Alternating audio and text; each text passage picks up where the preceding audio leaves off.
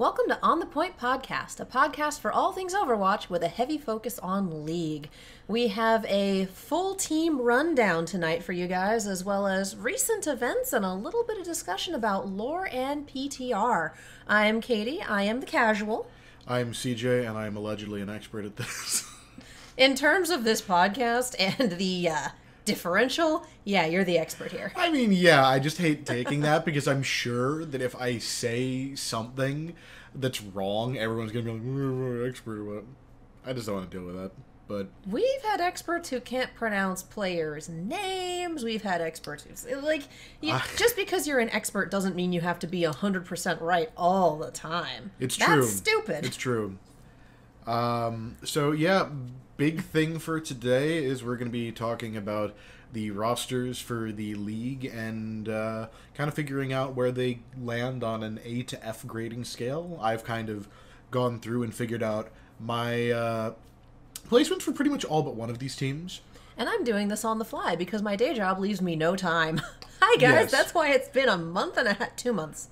2 months at this point since we've recorded. We're back, and hopefully we'll be doing this a little more frequently once League itself starts up in a month. Speaking a of month which, from yesterday. Yes, I have tickets for all 4 days of opening weekend. I'm going to be at Gallifrey that weekend. Oh. So I have tickets for none of the days of opening weekend. All right, because I have a convention that I help run a charity auction for, so it's one of those. That's a commitment. That's a legitimate reason. And, plus, Galley is fun. Yeah, and hopefully I've got an application in to end up working there. Maybe that'll end up happening. Knock wood. My desk is plastic. Hold on. It's... I hope that picked up on the mic. I really hope it picked up on the mic. Yeah. All right. I could have just hit the floor, couldn't I? You could. Well, no, that's laminate. Yeah. That doesn't count. Oh, I could have punched that as well, the jewelry box thing. Yeah. Still. Nonetheless. Yeah. Anyway. With that vivid description of our podcasting space, let's... shenanigans aside. Let's continue. Yeah, let's start with the Atlantic Division. Now, when I initially proposed this, I was just saying, let's do the quick and dirty on the new teams because we weren't able to announce them all when we took our unexpected 2-month hiatus. So, yeah. And you want to do all of them. Well, I mean, yeah, what's the point of doing power rankings if you're only covering, half the league and you don't have a sense of, at least where we think they will stack up to the existing teams? That's true, because we've had a bunch of changes on the existing teams as well, so that's going to shake that up, too. Yeah, things have changed a bit. But, yeah, starting with the Atlanta Reign... Defranta. So the roster consists of Pokepo and Dako on the front line, Enlair, Defran, and Erster on the DPS position, Kodak and Masa in the support role, and then you've got Gator on a 2-way contract, meaning that he can be playing 2 maps per stage for the Atlanta Reign, and the main tank role. So, as... I'm the kind of person that if I know one player on the team, I kind of judge by that. Yeah. And as much as I am not fond of Defran as a human being, and we've beaten that horse into glue at this point. Yeah. It's kind of a stain on the floor. It's a strong lineup. It's a really strong lineup. I don't like him, but you can't deny that talent. We'll have to see if he actually plays more than 2 maps ever. Yeah. Looks at XQC, looks back at Defran.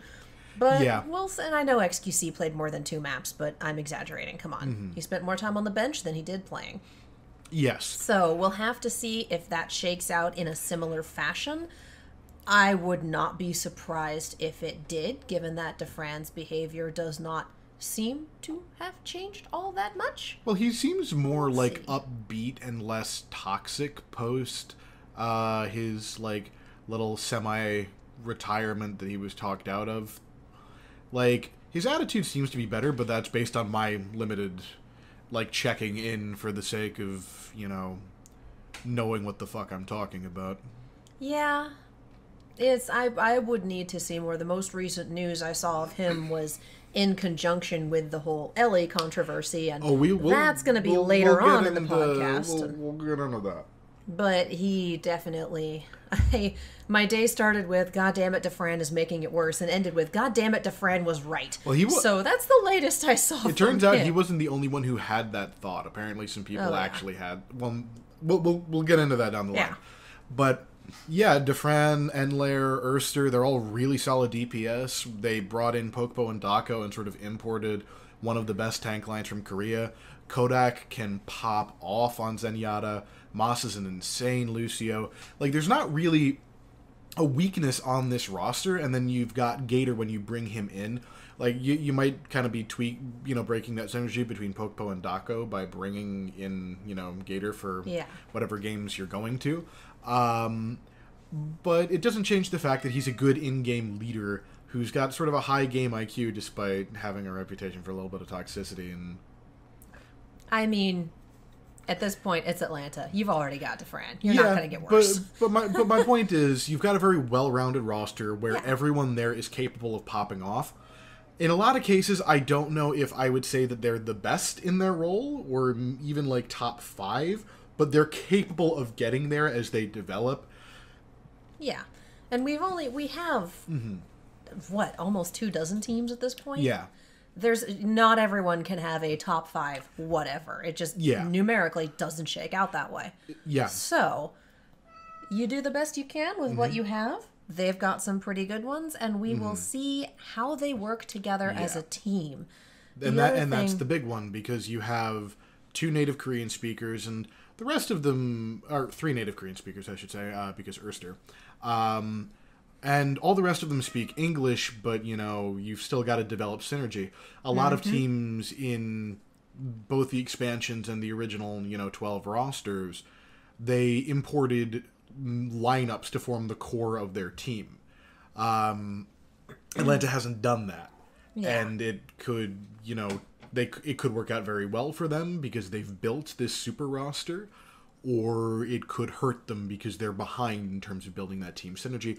And that's why Philly managed to do it without importing a starting line. No, and it's true, but not everyone is Philly. Yeah, you're not always going to have players that click in that way. Yeah.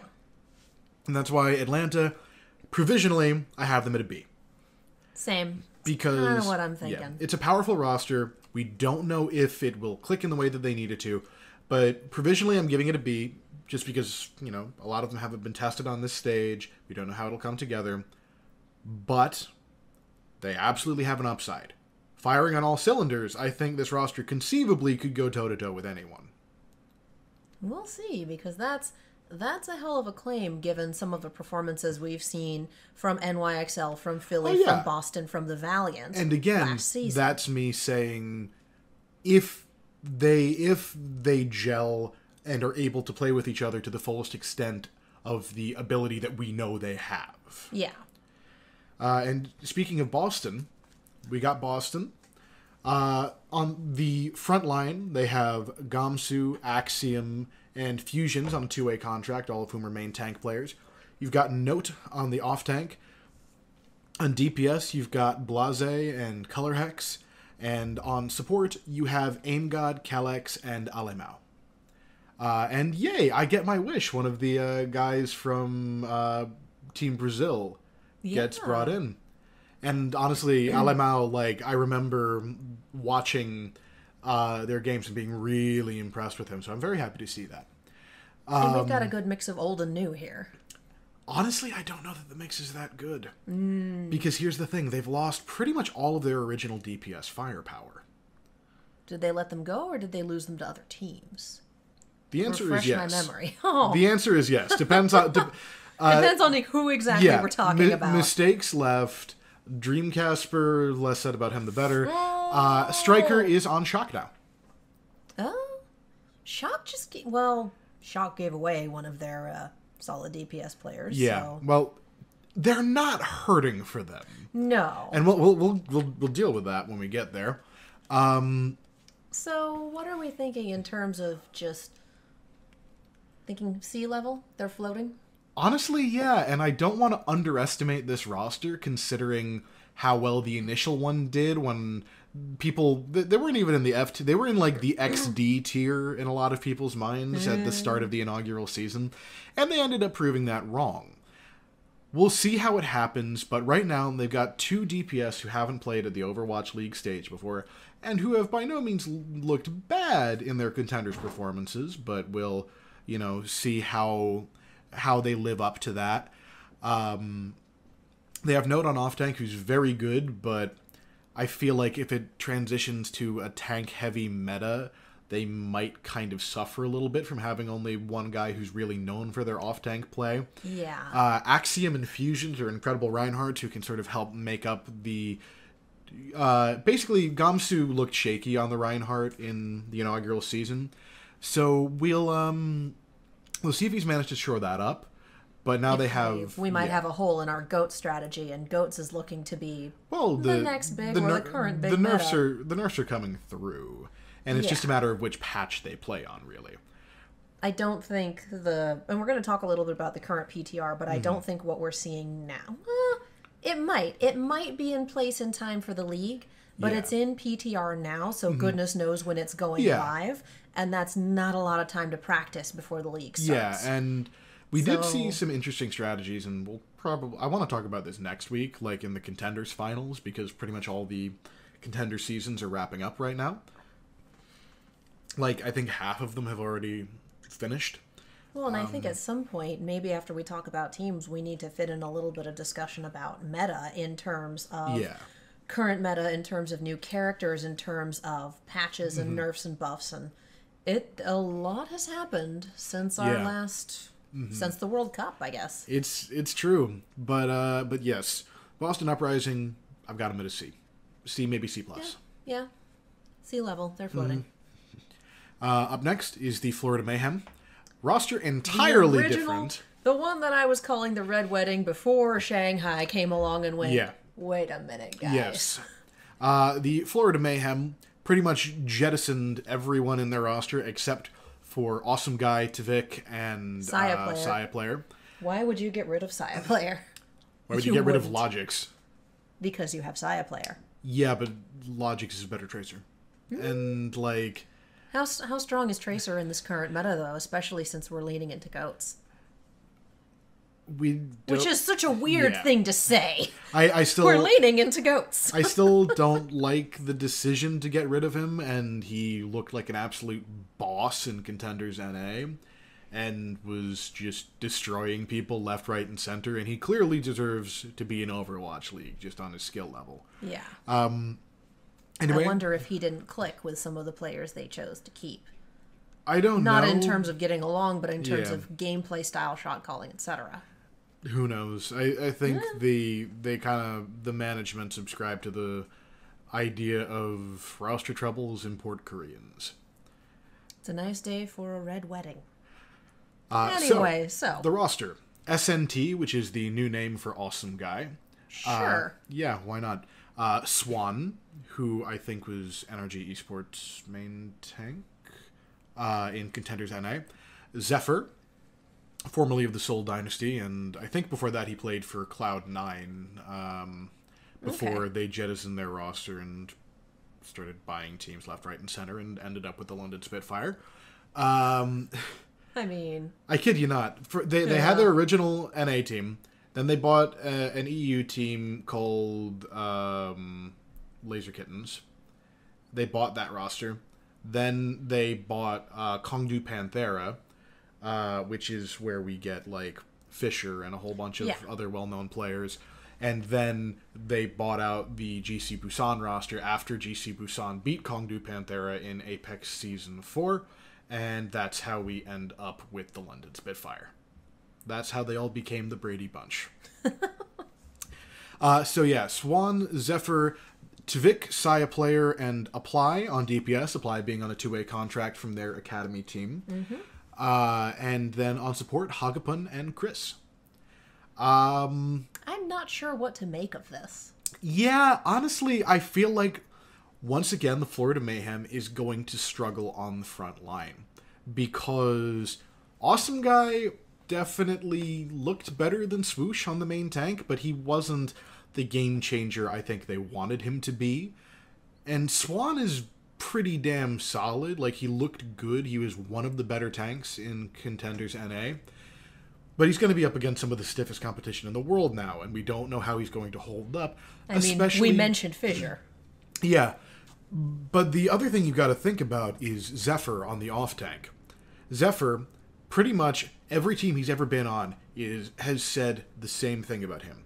In scrims, he is a god. He's the best. Oh my god, you can't believe what this guy can do. He cracks under pressure, doesn't he? He doesn't... We don't see it on the main stage. Middling to... is kind of what we see on the day of. That sounds like... As much as performance anxiety has become one of those double entendre innuendo sort of phrases, yeah. Stage fright, if you will. Yeah. And I hesitate to... It's like, oh no, he still gets up and he still plays, and he's... Like, yeah, but any level of getting on the stage... And then your performance drops because of nerves, because of not doing well with an audience, because of whatever, counts as stage fright. It doesn't always have to be paralyzing. Yeah, and whatever the case, he just doesn't play as well on the stage. Tvik is a player who's been around for a long time and can flex to damn near anything, but he's not the all-star he once was. Like, in Season 1, he didn't impress as much as he had in tournaments prior to this. Saya player is Saya player. I have no worries about him. Oh, yeah. Apply has looked very good, but even if he turns out to be everything they want him to be, they can only play him for 2 maps in two maps, 2 games. I forget which exactly it is, but they have him for 2 games instances a stage. Which is not many. Yeah, and so if Tvik struggles or Saya player struggles, they don't really have an alternative to turn to that isn't something they have to really pick and choose when they want to use it. Hagapun and Chris is really the only part of that I don't see any potential issues with. Okay, because I was going to say part of the Mayhem's issue previously was their support line was just not there. Yeah, I think Hagapun and Chris are a big upgrade over Zupe and Zebasai. Although Zupe is doing very well for himself in Contenders EU. Team Giganti, with him as part of their roster, actually just won Contenders EU. Nice. Yeah. So he's been looking good, and he's been doing well for himself. But the Florida Mayhem, even if I think a lot of they've gotten some upgrades, they're another C. It's another C for me, because we don't know how those pieces are going to click. They haven't really been part of a main roster together in most cases. And they still have some fairly noticeable holes in their team. I also have to wonder, because I know more than one person probably had a bidding war for them. I have to wonder if some of the players that signed for other teams, if Florida lost the bidding war for them because of reputation, because of numbers. Like, if you're a pro player coming into this and you have a chance to sign with Florida, or you can sign with Boston or NYXL or the Gladiators, like a team that has a name for itself and a performance record to match. You're probably going to go with the team that is at your skill level, that you know already has a good reputation. You're probably not going to go with what might be a big fish in a small pond, because you need 6 equally good fish. Yeah. No, and I agree, and it's... I think that's going to be the episode title. 6 equally good fish. I like it. Yeah, and to be honest, if I was a player looking into it, considering just all this stuff, considering Season 1, basically, I'm not sure that I would really want to go into... I don't know that I'd want to join that team. The only team that did worse than Florida was Shanghai, and Shanghai literally did not win a game. The worst that... almost the worst rough. That you could conceivably do. So it's if you can... If you can sign with the Giants or the Browns, you're gonna sign with the Giants. Yeah. Though the Browns are having a better season now, I guess. Apparently. It's no longer and everything. They've recovered. Yeah. So hopefully Shanghai can do the same. Well, we'll get to them. Florida was never and everything, but... No, but there were some times they were damn close. Yeah. Up next is a team that was consistently sort of middle of the pack. Houston Outlaws. My mom is convinced that Houston Outlaws is my favorite team ever. So I wound up with a lot of Outlaws swag at Christmas, and I'm very pleased. But it also means that I now have more Outlaws swag than Valiant and Gladiators combined, and this to me is hysterical. Like, she went on to Etsy and got a custom ornament commissioned, and my mom does not Etsy. Oh wow! Oh, and it's beautiful. So I'm just like, she doesn't listen to this. I'm not going to tell her And I do like the Outlaws very much. So now I have things to wear to matches, and then I can swap out for the Valiant jersey. Yeah. Houston Outlaws roster is almost entirely unchanged. Well, they were doing pretty well for themselves. Honestly, and this isn't my Dallas fandom showing, but give me one time where the Houston Outlaws really addressed a problem in their game, or weren't pretty consistently middle of the pack to slightly above middle of the pack. Keep in mind that we just came off of talking about Florida. Yes.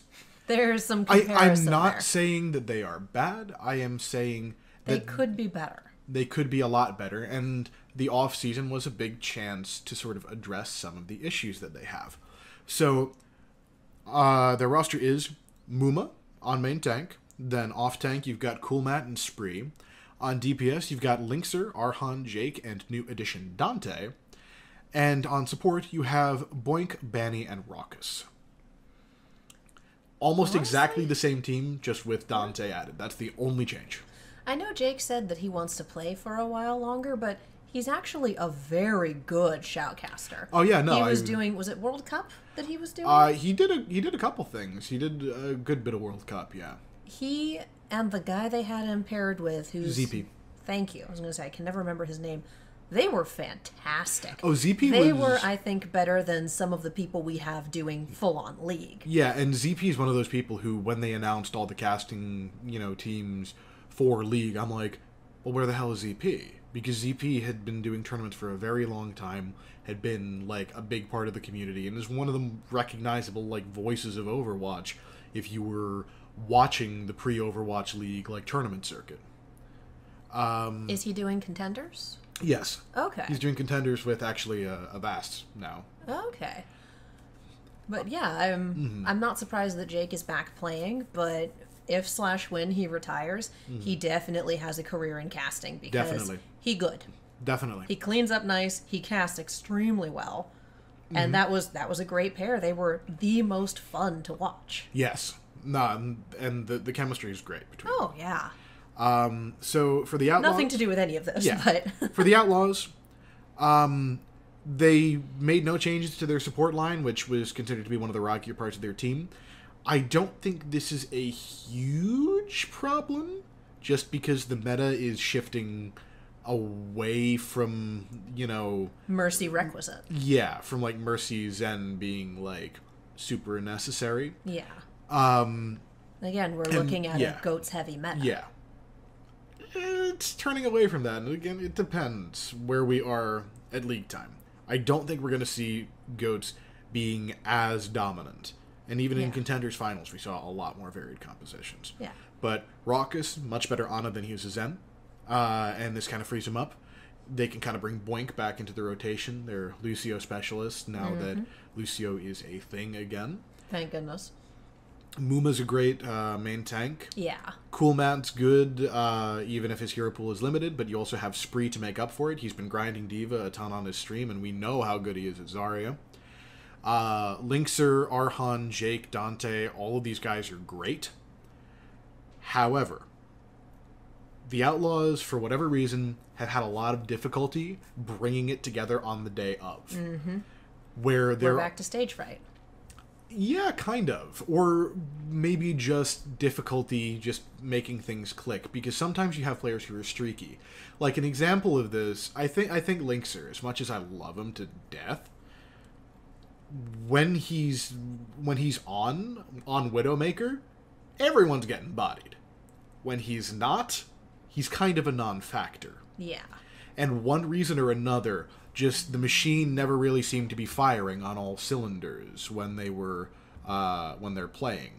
And I wonder if, I don't think it's necessarily a synergy issue or anything like that, but I don't know. I feel like making some more changes would have benefited them. And I think having Dante there to be able to play the Tracer or the Sombra is a good upgrade, and it plugs one of the biggest holes in Season 1 for them. But, like you said, how strong is Tracer at present? Yeah.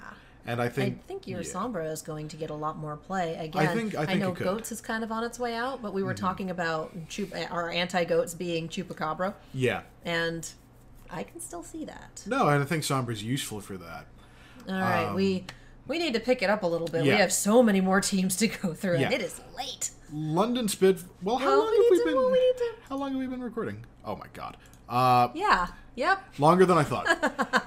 Yep. London Spitfire. So we need to give a grade to Houston. I'd say B-. I went C+. Basically the same thing. Yeah, kind of. London Spitfire and NYXL, really minimal changes for them, and I'm just lumping them together because to me they're both A+. teams. They're A+. Yeah. I mean, NYXL kind of fell apart at the end there. They're still very skilled, but end of stage 4 and finals, they were not playing. Part of that was, I think, part of that was cockiness, and part of it was the meta shifting away from something that they were very comfortable with, being that a lot of their players are bested heroes that make up dive compositions. And that's true. They're good at playing a reactive sort of counter divey style and playing around what their enemy is trying to do. But this, again, you kind of take a step back and look, well, who do we have? We have Sabiolbi, we have Jonak, we have Ark, we have... It's another one of those, every single player on this team is hilariously strong. Yeah, and I think given the time and preparation, especially with new additions like Nene and Flower, only adding to the firepower on this team, with the preparation, teams, they can do whatever. London Spitfire, champions, they were shaky, but they picked it up and sort of showed why people favored them so heavily at the start of the season in their performance right at the end. Their additions are Guard on DPS and Krillin on support, both of which I don't know too much about. And it's going to be interesting to see how they perform. Yeah, I can't not do a Krillin own count. I don't know if it'll apply or not, but the Abridged series is just too deeply in my blood at this point. Every time he dies. Every time he dies. We're going to keep track of this, and it's going to be a bit. Also, their manager got married. Yes. Congratulations, Sue. Yeah, congratulations, Susie. It was Susie the esports event, Monty. Sue and Monte Cristo. Yeah, that was awesome. That was a beautiful wedding. They streamed it live and had casters. Oh my god, it was great. Semler officiated. It got to be a little bit of a train wreck when the dance started and all of the actual professional know-how-to-be-on-camera people left the camera, and so the people who got on camera and mic were... Like, someone got on and admitted to crashing the wedding to try to meet some of the people there. And I'm just no, Denver locals, you're supposed to be better than this. All right. So, yeah, I don't think it's a surprise we're putting both these teams in solid A+. Oh, no. Paris Eternal. LH Cloudy and Ben Best, two very strong EU main tanks on the front line. Fincy on the off-tank position. You've got Soon. You've got Soon, Nico, Danye, and Shadowburn on DPS. And you've got Hype, or Heap, I don't know how to pronounce it. Cruz Probably and... Hype, just given how these things are. Cruz and Gray on support. On paper, to me, this is a very strong team. Well, again, you have the thing of it's kind of a super team of players from a bunch of different rosters. And we've seen how they all play on an individual basis and on their different rosters. And they're terrifying. And we also have Soon playing with a bunch of people who speak his native language, so that destroys a lot of the comm issues. Well, actually, only 3 of them are French. Better than no one. Yeah, true. For him, at least. Yeah. Because that was evidently part of the issue on the Valiant. Yeah, he and Unko weren't particularly happy there.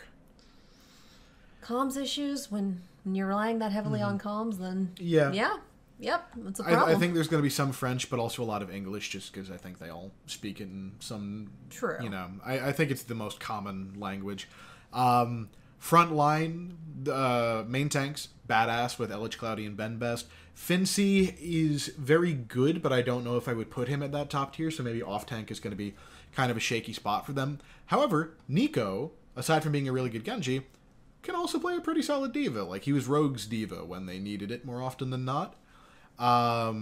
we've seen what Soon can do, and he can also pick up that Zarya if need be. Shadowburn's great, projectile DPS. Danye was very impressive in the World Cup, but we'll see how he performs against the higher level of competition that you're going to see in Overwatch League. Hype Cruise and Gray, all really good. I think that they're solid, like above average, maybe not top tier.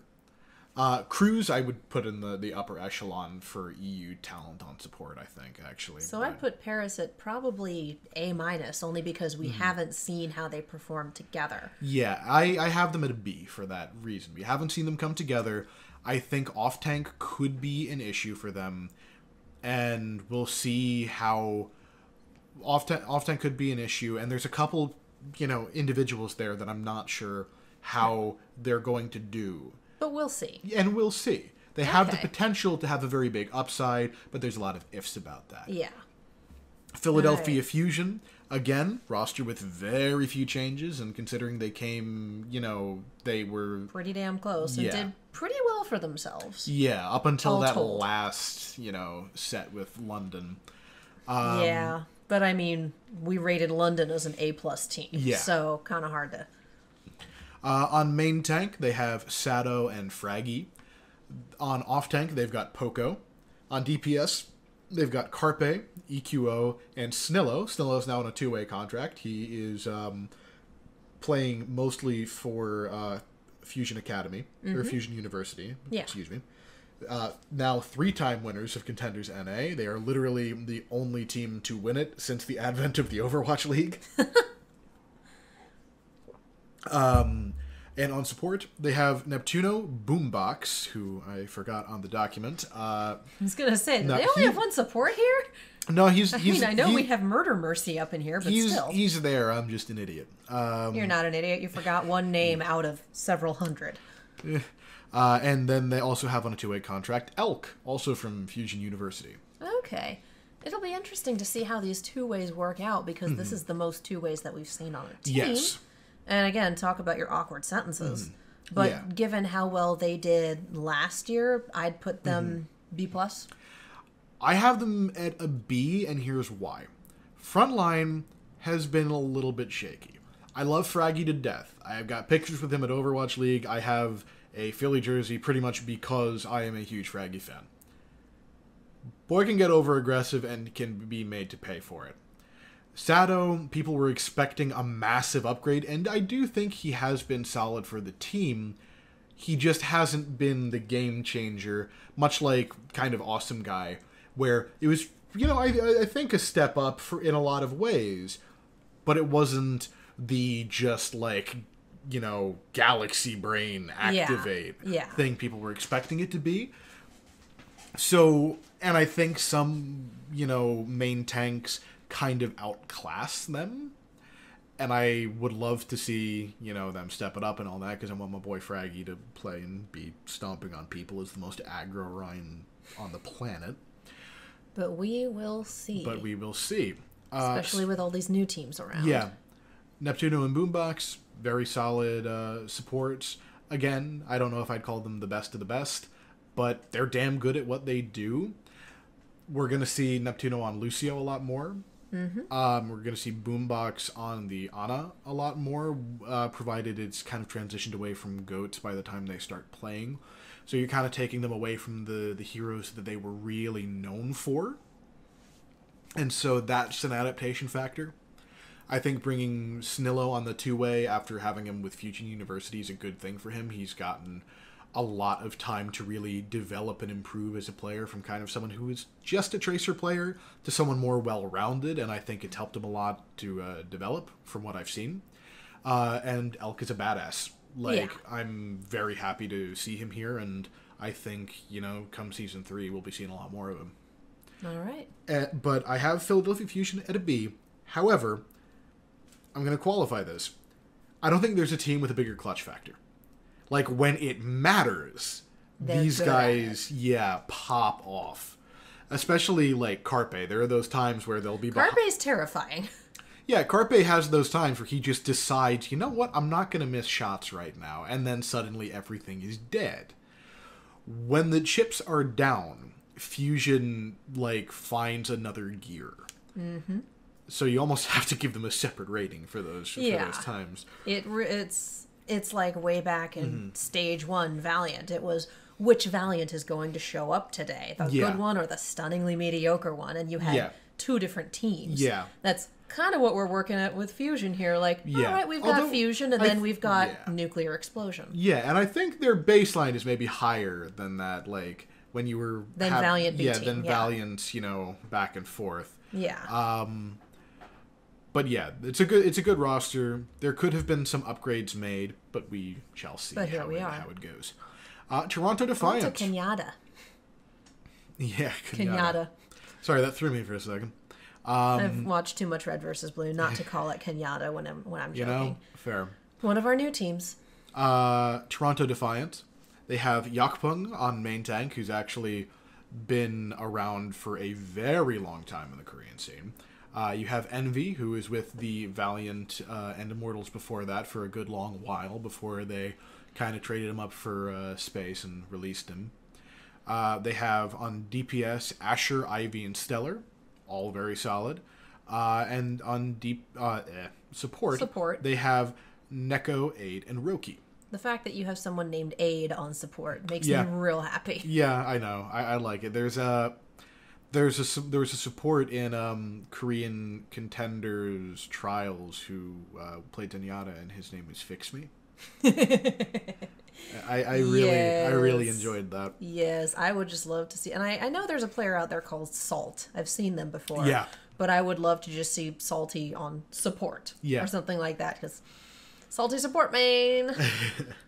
So, with Toronto Defiant, this one's really weird, because with the exception of, like, Neko and Aid, really, well, and Envy, how could I forget Envy? Especially because when he went back to Contenders, he really returned to form and, like, played as well as he did with Immortals and in the very first sort of stages for the Valiant.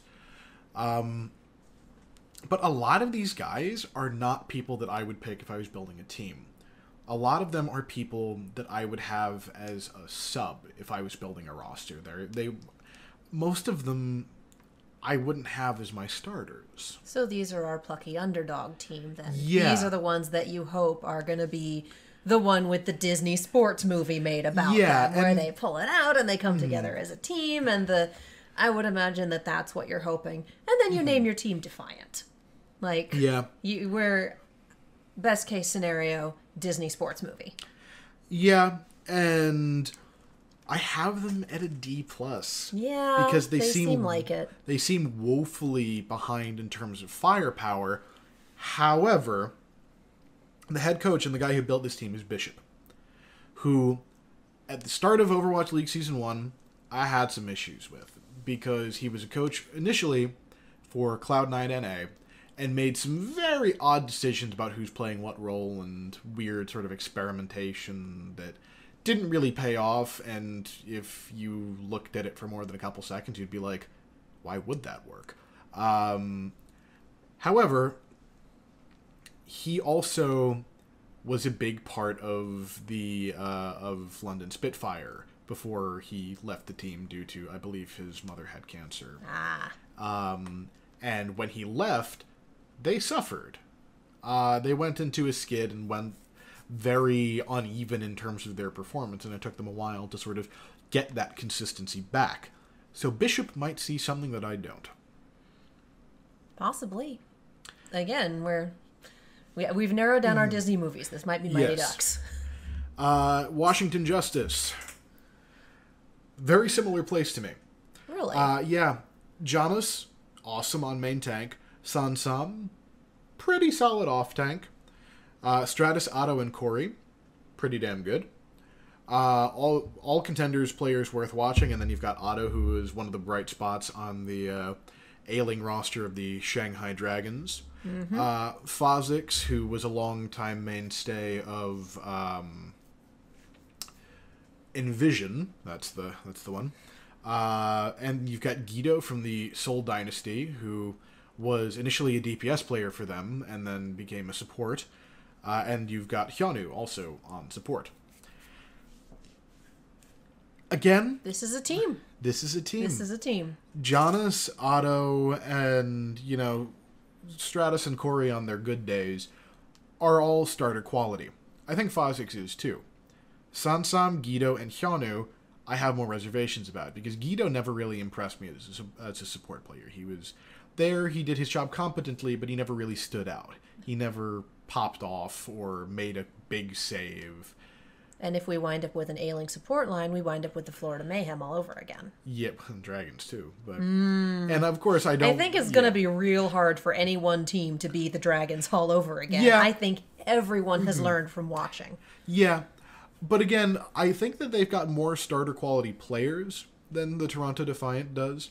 And the other thing is, I have that same question mark next to my initial D+ to C- rating, because their head coach is Wizard Hyung, formerly of the NYXL, kind of like the Moneyball coach in Overwatch. And again, if there's someone who I think is going to see some shit that I don't, probably the Wizard. This is our other Disney movie. The typical genius. We have two Disney movies his branding happening. is. We have two Disney movies happening here now. Two Disney sports films. Yeah. See, just from the way you've described them, especially in comparison with Toronto, I would probably put them at a solid C then. I have them at like a C-. So... C level. Yeah. We're floating. We will see how that goes. Mm-hmm. And that's the Atlantic Division broken down. And up next is the Pacific Division. 2 A+ teams and a lot of Cs. Yeah. Interesting. Yeah. But before we move on, we have a word from our sponsors. Mm-hmm. On the Point is sponsored by Fred's BS, Breads and Spreads by Fred. Fred's BS is an LA local one-man baked goods business that offers unique flavors in small batches. Whether you're looking for homemade jams, brownies, blondies, or brown sugar buddies, the best cookies you've ever had, Fred's BS can provide. All products are made in small batches with fresh ingredients. Nothing is ever frozen.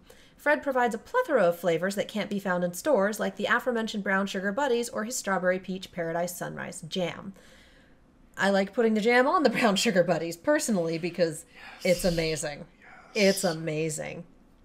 Also, if you're LA local, you can choose pickup instead of delivery so you can get your goods even sooner. Which, hey, if you're in town for a league match, why not? Yeah. So head over to fredsbs.com and use coupon code ONTHEPOINT for 20% off of your entire order.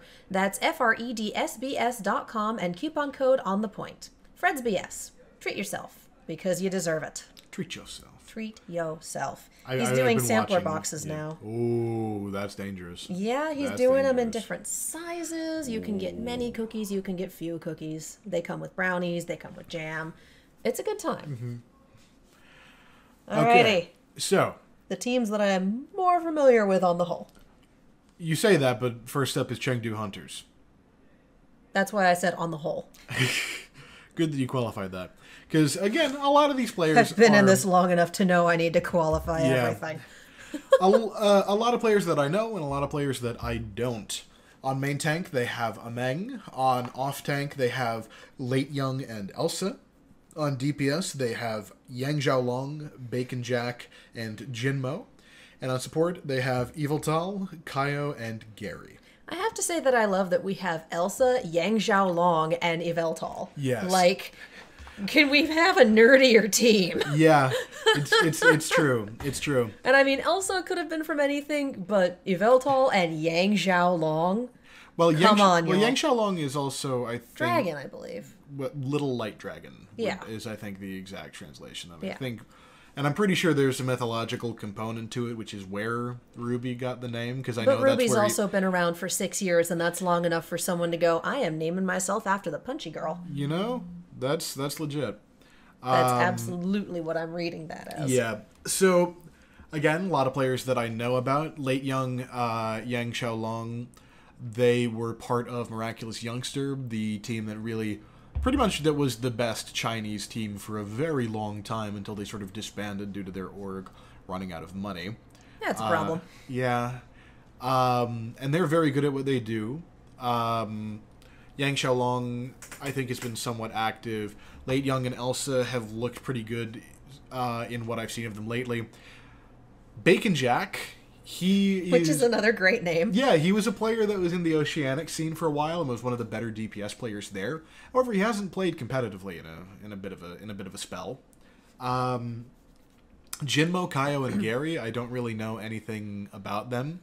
Yveltal was in the Chinese World Cup team and looked quite good in it, making that deep run all the way to the second place spot. China had a really good run at the World Cup. They really more so did. than I think most of us expected. Yeah, so... Given that... Ameng, I don't know anything about. Elsa, I know only a little. Jinmo, Yveltal, and Gary, I don't know anything about. I kind of have them sitting at a C-. I'd put them at a solid C. Yeah. Just, again, we don't know much about half the players, and we don't know how they work together. Yeah, so... and some of them we don't know how they look now compared to the last time they played, which, in the case of Bacon Jack, was a little while. Again, don't know about half the players. Yeah. Because at that point, he is an unknown quantity because a lot can change in that time. It's true, but what else do you need to know about a guy named Bacon Jack? That's just a good name. Also, I love their color and their logo. Like, The so panda, happy. yeah. Oh my god, I'm so I know. happy that after 3 or 4 teams that are red, black, and blue, respectively, Yeah. we suddenly have yellow and green and blue and fucking pink. Oh my god. We'll get the Hung Show very We're soon. not there yet, but Yeah. oh, I made noises and I need a jersey. And I also just love their kind of grumpy panda logo. I enjoy that. It's like hunters, and then what's your logo? An endangered species. It honestly, you know what it looks like, considering the expression? It looks like King Panda from Sly Cooper.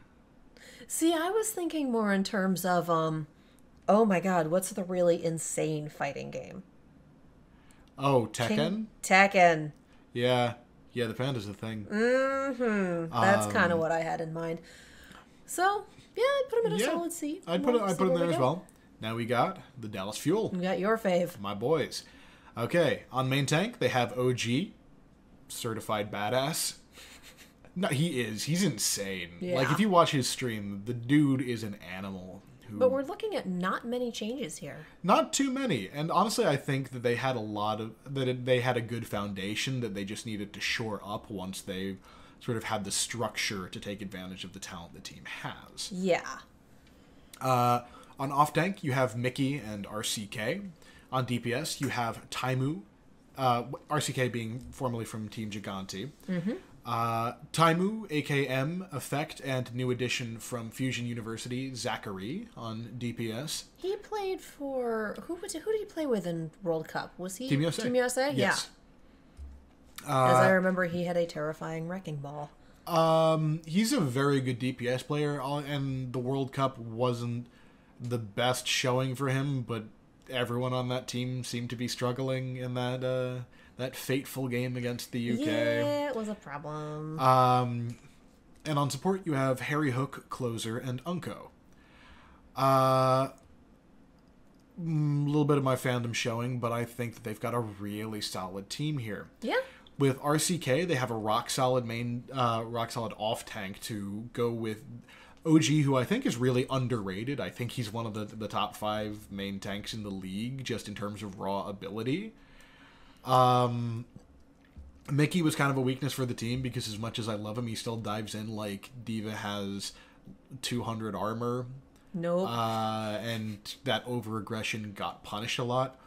RCK, I think, is a pretty good step in the right direction. If we end up in a GOATS heavy meta or a meta where Brigitte is still relatively viable, Mickey is really strong at the Brigitte.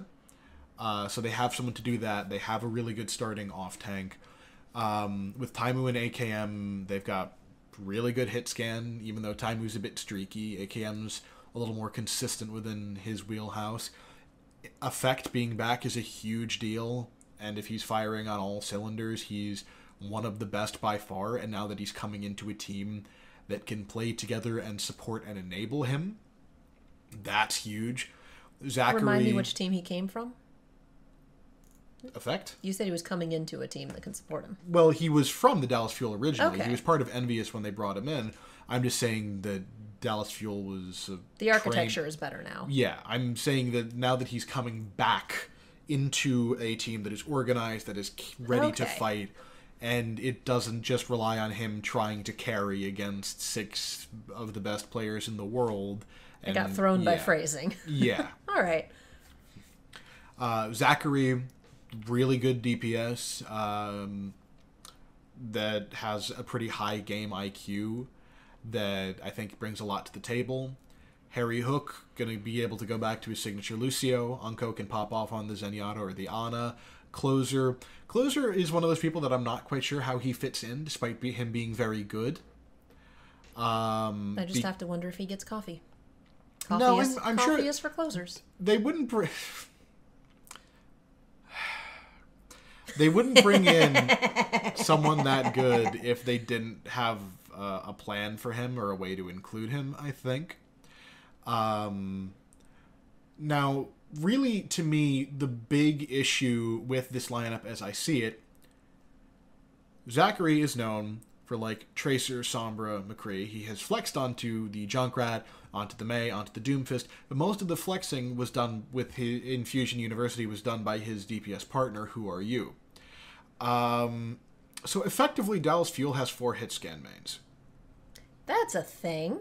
Yeah, and Effect You can... need some projectile Effect people in there. can go to the Genji. AKM can go to the Pharah. But then you put them against some of the... like, I'm sitting here thinking of the Gladiators and Yeah. Hydration. Yeah. Like, you're putting them against some of the best Genjis and Pharahs out there, and when you have a Pharah fight, you gotta be able to hold your own. Yeah. And again, a lot of these guys can and do have stuff that they can flex to, but it's not... You don't have a proper flex DPS unless Zachary has a deeper and broader hero pool than we all initially thought. Because he's looked very good when he's flexed onto those projectile characters. But again, it's map-specific picks that his team has practiced against teams that, frankly, the Fusion University has looked like they're on another level against most teams that they've played. Yeah. So, hard to say how the DPS thing is going to be. They've got a lot of good ones. It's just a matter of... There's still a noticeable deficiency. And I've got them sitting at a B+, because I think they've got a really strong front line now. They've got really good coaching in the form of, like, Arrow and Jane and Vol'jin. Like, they've got all the tools that they need to succeed, save one. See, I'd put them at a B, just partially off of performance at the end of last year was getting better. Mm-hmm. And at that point, like, everyone else had so much momentum, there was no way they were going to be able to completely overthrow everything. But still, they're on their way up, but I don't see them at A status yet. No, I don't. Well, I think it'll be dependent on performance in this first stage. So, let's talk about my pink team. No, Guangzhou Charge is next. Wait, I mixed them up. Hangzhou is the pink. Hangzhou is the light team. blue. You have Rio, who was formerly of X6 Gaming on main tank. Hotba, formerly of Philly Fusion on the off tank. Kib, who a lot of you guys would have seen in Team UK, but he's been in Contenders Europe for a good while as well. Kib. On DPS, you've got Eileen, Happy, and Nero. On support, Chara, Only Wish, Shu, and Rise. 4 people on support. Yes. Wow. A good number of them I don't know too much about.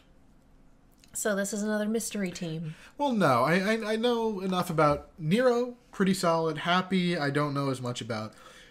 Rio's a good frontliner. Hotba is good, though I think often on off-tank a little more passive than kind of benefits his team. Eileen is someone who I was expecting to see because very good Genji, kind of a player in the same vein as an Otto, except, you know, Chinese instead of Korean. Kib is a very good sort of flexy off-tank and DPS. His Roadhog is badass. But he's also the only native, or one of 2 native English speakers along with Nero, and it's just like, this team seems kind of slapped together to me based on what I'm seeing. But I mean, this is our 3rd team that we've had some of them are what unknowns. What am I talking about? A lot of them really are know what we're Metabellum. doing. Yeah, a lot of them are former Metabellum, so they do have kind of a core to work around. Rio's Metabellum. I think only wishes Metabellum. The way you're talking, it sounds like it's a upper C, lower B sort of team. Yeah, I have them sitting at a C-, actually. Really? Yeah. See, I would have put him at solid C because that tends to be my ranking for teams I know nothing about and you don't seem to be very knowledgeable on. Yeah. Like, teams where it's like, this is a whole lot of people. We have no idea how they're going to function together. Yeah. Floating. Up next, Hangzhou Spark. My pink team. Now we're on the pink team. I am the type of person who will throw in for a team because of one person on the team or because of branding. Yeah. I'm already kind of thrown in on for Justice just because their manager has such an incredible Twitter presence and I love her. And I'm absolutely thrown in for Spark because pink team. Yeah. Someone get me a jersey. I will wear the hell out of it. And also, they have a pretty damn solid core to build around. They've kind of built around X6 Gaming, which was the winners of Contenders Korea Season 1. On main tank, they have Gu Shui of Team China fame, the fraggiest Winston that has ever lived. And Gu Shui the Terror. Yeah, and No Smite from X6. On off tank, they have Rhea, also of X6. On DPS, they have Godsby, Adora, and Bazi, and Crystal. Crystal of Team China as well. And on support, they have IDK, Bebe, and Revenge. I love that the support player's name is Revenge, by the way. Oh, yeah. Well, that's what every support player wants on their own team and on the other teams.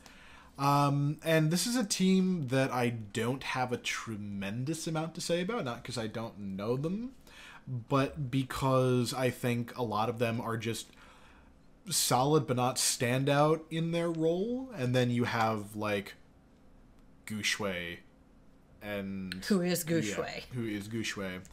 Like, none of these guys are bad, and they all have the potential to pop off. But, whether or not they'll be ready for the level of competition they're going to face remains to be seen. And whether or not they'll be able to play around Gu Shui is another, thing to think about as well. I have them 6 equally talented fish. Yeah. You don't want anything that can sort of be exploited. And the other thing is, they do have a bit of a mixed roster here of Chinese and Korean speakers. So communication issues could be a thing. And hopefully they've been, working with translators and getting everyone on the same page and all that. Again, I feel like after you watch Shanghai and know that a lot of that was communication issues, you come into your team knowing that that's a problem you're going to have to face. And you come in with the ability and the intent, I suppose, to figure that out. Yes. I think after watching communication hamstring teams in Season 1, there's no way that these mixed language teams wouldn't address it in Season 2. Yeah, but even if you really try and hammer it in, there's only so much that you can do because you've had a couple months, optimistically, to try and get everyone on the same page. And it's a matter of having to translate snap decisions into a language that is not your mother tongue that you haven't spoken extensively for a very long time. Yeah. So I have them sitting at a C+. Yeah. Right now, again, solid C team. A lot of our new ones are, just because we don't know how they'll do together. Up next, though, we know quite a bit more about the Los Angeles Gladiators. Shields up. On main tank, they have new acquisition Roar from Kongdu Panthera, the runners-up of Season 2, 2 of Contenders Korea. One of the best players on their team. Honestly, I think Gladiators got the two best in the form of Roar and DPS player Decay. As a backup, you have on a two-way contract Panker from Gladiators Legion, who has been a main tank player in Overwatch since pretty much the start of the competitive scene. Overwatch. And who has looked very good as long as he's been around, and I'm happy to see him get at least a shot to play on the stage with this two-way contract.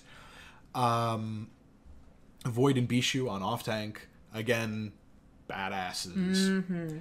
On DPS, the aforementioned Decay, Surefour, and Hydration. Which is a terrifying trio. Yeah, you've got... Oh my god. You've got, elite people at every potential DPS character. And then on support, you have the Finnish now trio of Big Goose, Shaz, and Rippa, all formerly of Team Gigante, just different incarnations of the same team. This is a team that I can't really say much more about, other than there is nothing wrong with this. This is terrifying, and I love it. This is a badass lineup where everyone is a threat. Everyone is very good at what they do. Everyone is good at staying alive. The majority of this team has had a lot of time to coalesce and practice. They've got a very strong core synergy built.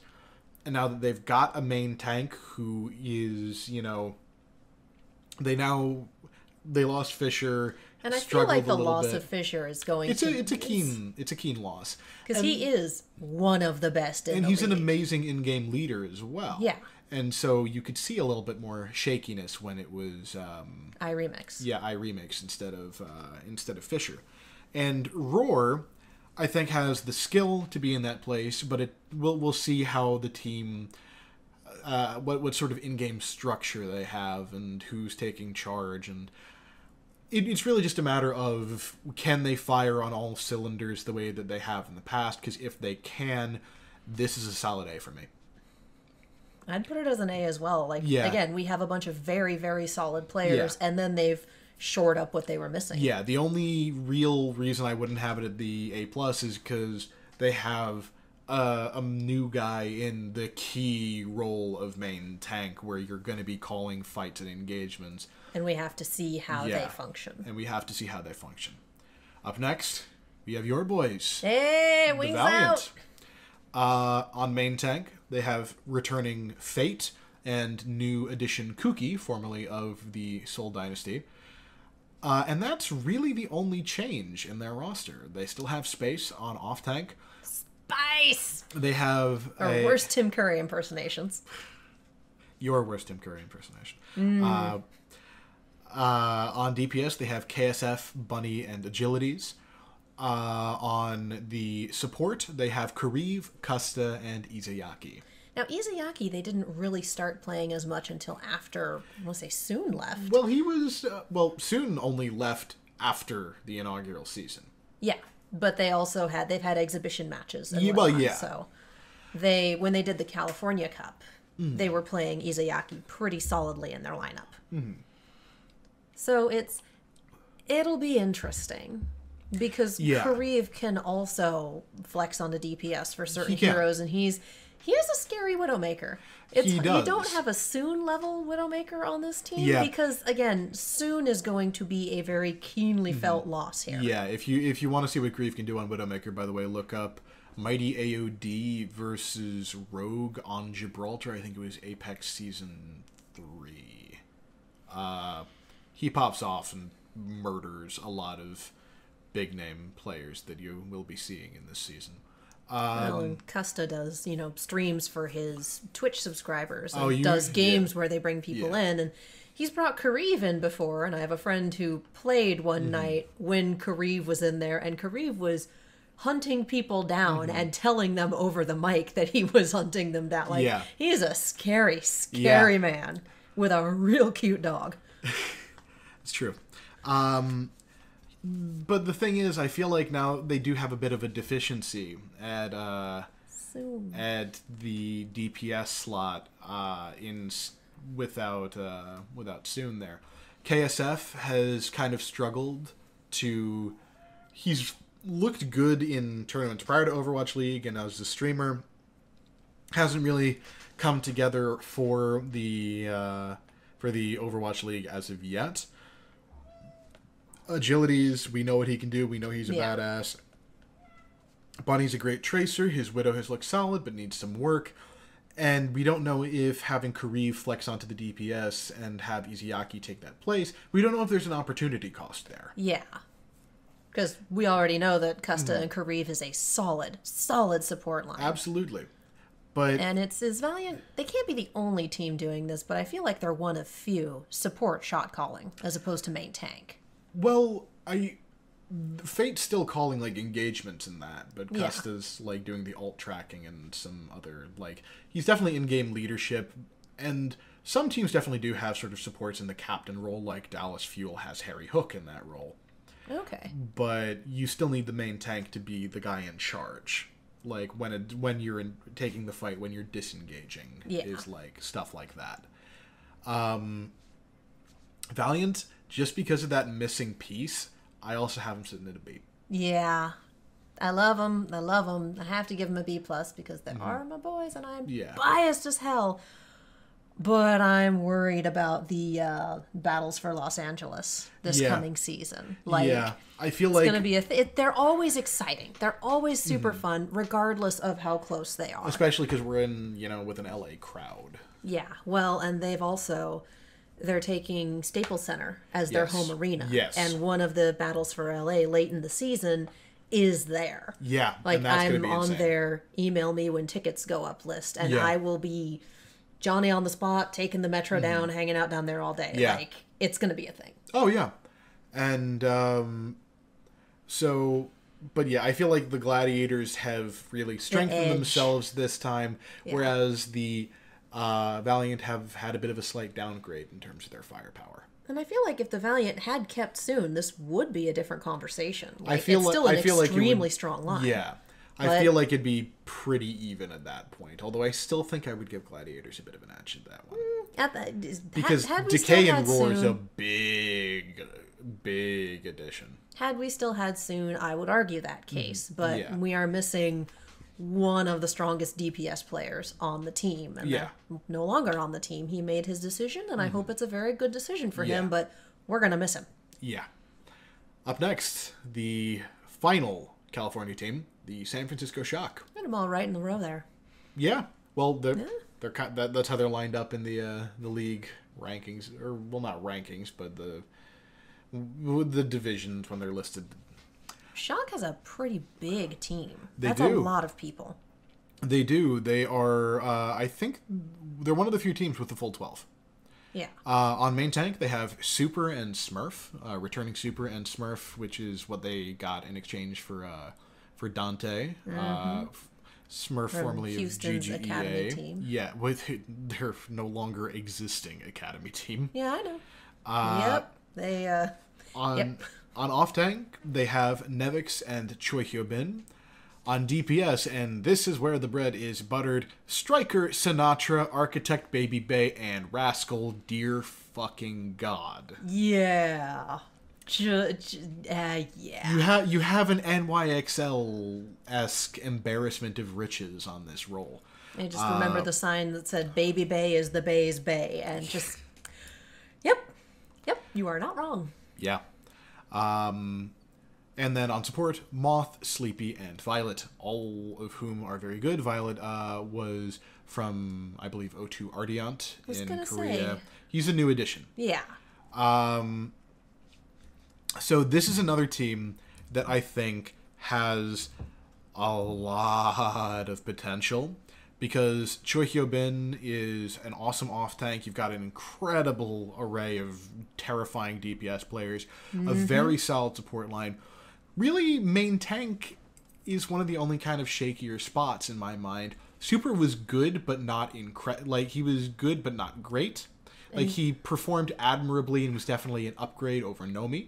But main tank being a shaky spot is a problem for the team. And I think Smurf is maybe a marginal upgrade, not going to be a game changer for them. However, I think Choi Hyobin I'm not going to say like he blows Nevix out of the water or anything, because Nevix is very good.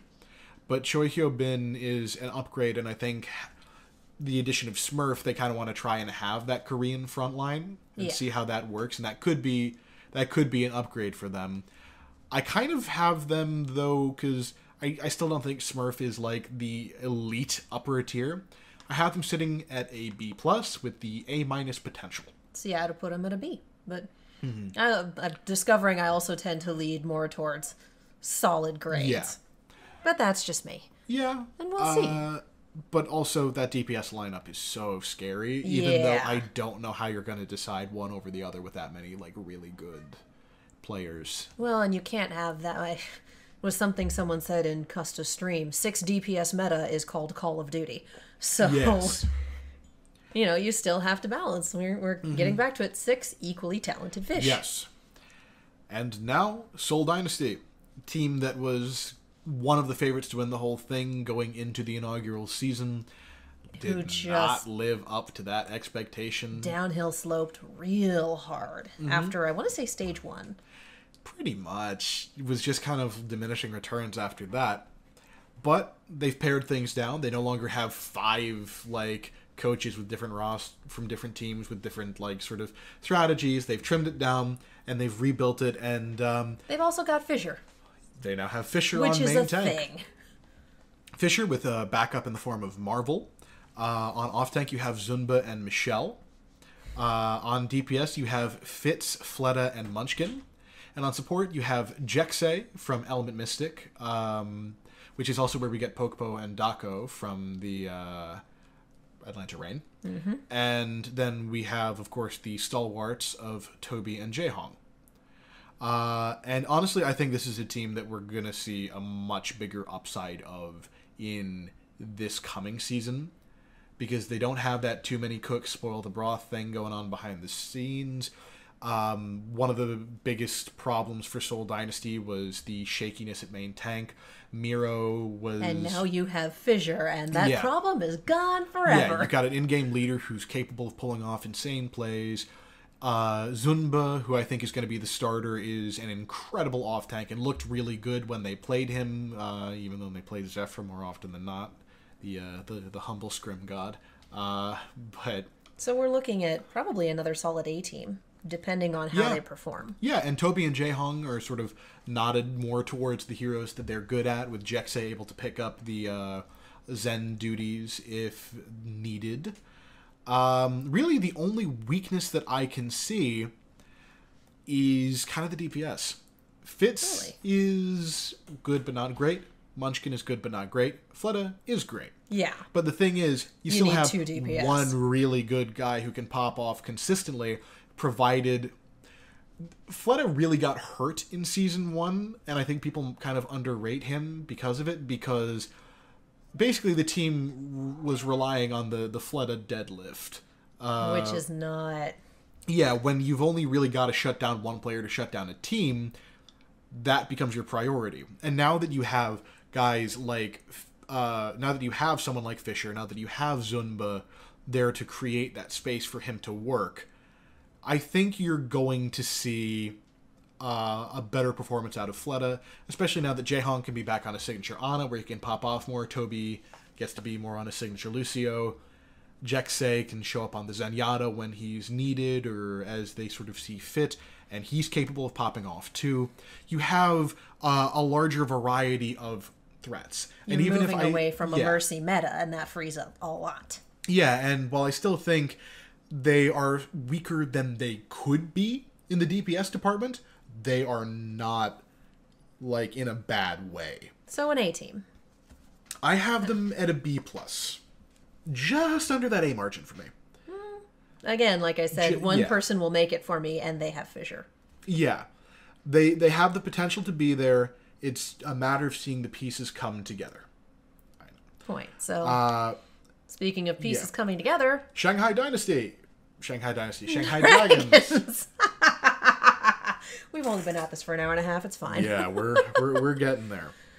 The dragons. The other red wedding. You make the joke for Mayhem, and then dragons go, hold my beer. I mean, hey, and only these 3 players. Considering their position, I do not blame them. I would have blown up the roster too. So, main tank, they have Fearless, one of the 3 players from the old roster, along with off-tank Geguri, the only woman in the Overwatch League. Guardian. God damn it. Guardian, who is an off-tank I believe they picked up from Toronto Esports, or now Boston Academy, or whatever they're calling themselves now. You have, and the rest are the Dia on DPS, the last holdover from the old roster. And then you have a whole bunch of import from Kongdu Panthera, same team that Roar was a part of, in the form of Ding, Youngjin, Komi, and Coma and Luffy. Ding DPS, DM that they also picked up from a Korean team called Lucky Future Zenith, which played in China a lot, and DM is actually an old buddy of Carpe's, which is why they are Carpe and DM. Yeah. Youngjin, who is an off-tank player who does a lot of good Brigida and Roadhog work especially, and then Komi and Luffy. I keep saying Komi and Luffy. Koma and Luffy. Well, okay, we either have Unconsciousness and One Piece, or we have FBI and Shower. Yeah. So pick Koma your poison. And Luffy on support. And this is, I think, a very good lineup. There are some issues that I have, though. Koma and Luffy, and I said it right this time. Yay! Fuckers. You did it! Yeah. They're a very good support line. I'm happy with that. Youngjin, Geguri, and Guardian are good off-tanks that you can rotate in and out as needed, and Youngjin's a really good Brigida, as Jane calls him. He's a bit of a sneaky asshole, who's very good at who's good at finding off angles to fuck with the enemy main tank with a well-timed shield bash or rocket flail. I feel like they're hurting not being able to get Decay, though, because he was the big DPS all-star on the team. And DM is very good. Ding is very good. D is very good. I still feel like none of them are quite as good as Decay is. However, they're not hurting for firepower in that regard. Main tank is where I think they're going to feel the loss most, because Fearless is by no means bad, but he's not Roar. Roar is nuts. And so I think that having a good but not great main tank and, you know, DPS that are very, very good but not that elite tier could kind of hurt them in the game going forward. Honestly, they have nowhere to go but up. No, this is absolutely... You cannot dig yourself a deeper pit than the Shanghai Dragons managed last season. This is You knew how many games had been played in total by looking at their record and seeing which number wasn't the 0. Yes. Like, yikes. Yeah, this is a huge upgrade for them, and I have them sitting at a B, provided that the management gives the roster the support that they need to play as well as they can. I will put it at C because I refuse to get my hopes up that far. Fair enough. I'm just going by what these guys are capable of and what I've seen them do. Yes. And up last, my other boys, the Vancouver Titans. Blue and green, people who didn't necessarily have red and black. Like, yeah. The combinations of red, black, white, and blue. And then this one's just like, how about blue and green and a Yeti? And I went, yes. Yes. We have the core, which is all but one of these players, is from Runaway, the winners of Contenders Korea Season 2, and also runners-up in more tournaments than I can recall off the top of my head at present. Basically guys that have been like on that cusp of greatness for a really long time. On main tank, you have Bumper, who is a very aggressive Reinhardt who I really enjoy watching play. You have Janu, who's a really scary diva. Soimin Su, who is kind of weird. The two things he's really, really good at least that from what I've seen in Contenders Korea and over a couple seasons, is the Doomfist and the Zarya. Odd couple things, but he's real good at them. He has a type, and that is muscles. Yeah. Haksal, the just a Genji who's been known for his ability to pop off with massive blades from pretty much his introduction. Hureg, formerly of the London Spitfire, who joined up with Runaway prior to their title run. Stitch, their Tracer player, who can also flex onto a good Zarya, a good McCree, and a good Widowmaker. Repel, a former Element Mystic player who is known for his Zenyatta play. And then you have Runaway's backline of Slime and Twilight, who Slime is a great Lucio. Twilight can pop off on the Zen, has a good Ana. All around a really solid team. And that has been together for a while for the most part. Okay, so it's a matter of bringing in the people who weren't on the team to begin with and which rolling with is it. Really just Repel. And they are the winners of Contenders Korea Season 2, beating out Kongdu, the team that has sort of been divided between the Shanghai Dragons and the Gladiators. So we're looking at probably a strong showing, depending on how well they hang at league level. Yeah. I have them sitting at an A-. See, and I was thinking B. Yeah, for me it's A- to B+, with the one real noticeable weakness they have. Stitch is a good Widow, but not like god tier like some teams have. And Hureg can be real hit or miss. His positioning's great. His mechanics can be a little shaky. And Bumper is a way better Reinhardt than he is a Winston. His Winston's not bad, and he has been working at improving it, and it has looked better by steps. But the Reinhardt's where his bread is buttered, and... Reinhardt is a more map-specific tank than Winston. Well, again, depends what state the metagame is in. Meta-specific tank. But yeah, you need to be able to play both. Yeah. Though you need to be able to play both. Those are like the essential ones. So, depending on how well they can incorporate Repel, help Bumper develop that Winston play, and basically help shore up that long range hit scan role. That's kind of where I think they need to focus their energies in terms of improving to be able to compete with anyone. Okay. But definitely a better, well, I hesitate to say a better pedigree, but we know them better than some of the other new teams that are showing up in terms of teamwork. Yeah, they're a team that has been together for a very long time, with Bumper, Janu, Haksal, Stitch, and I think Slime and Twilight, though they're more recent additions, having had multiple tournaments together. All right. Although Bumper's played almost every single role except DPS. He started as an off-tank player, went to a support player, and now is a main tank player. He's played everything except DPS. Bumper does what Bumper wants. And he's pretty damn good at all of it. All right, so hell of a rundown.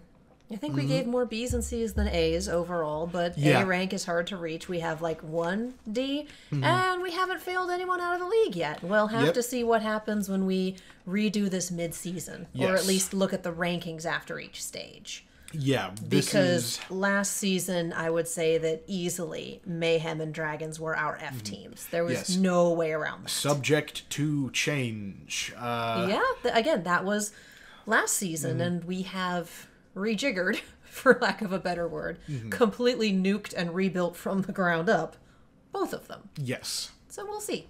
So yeah, that's our power rankings for Overwatch League Season 2 prior to the start.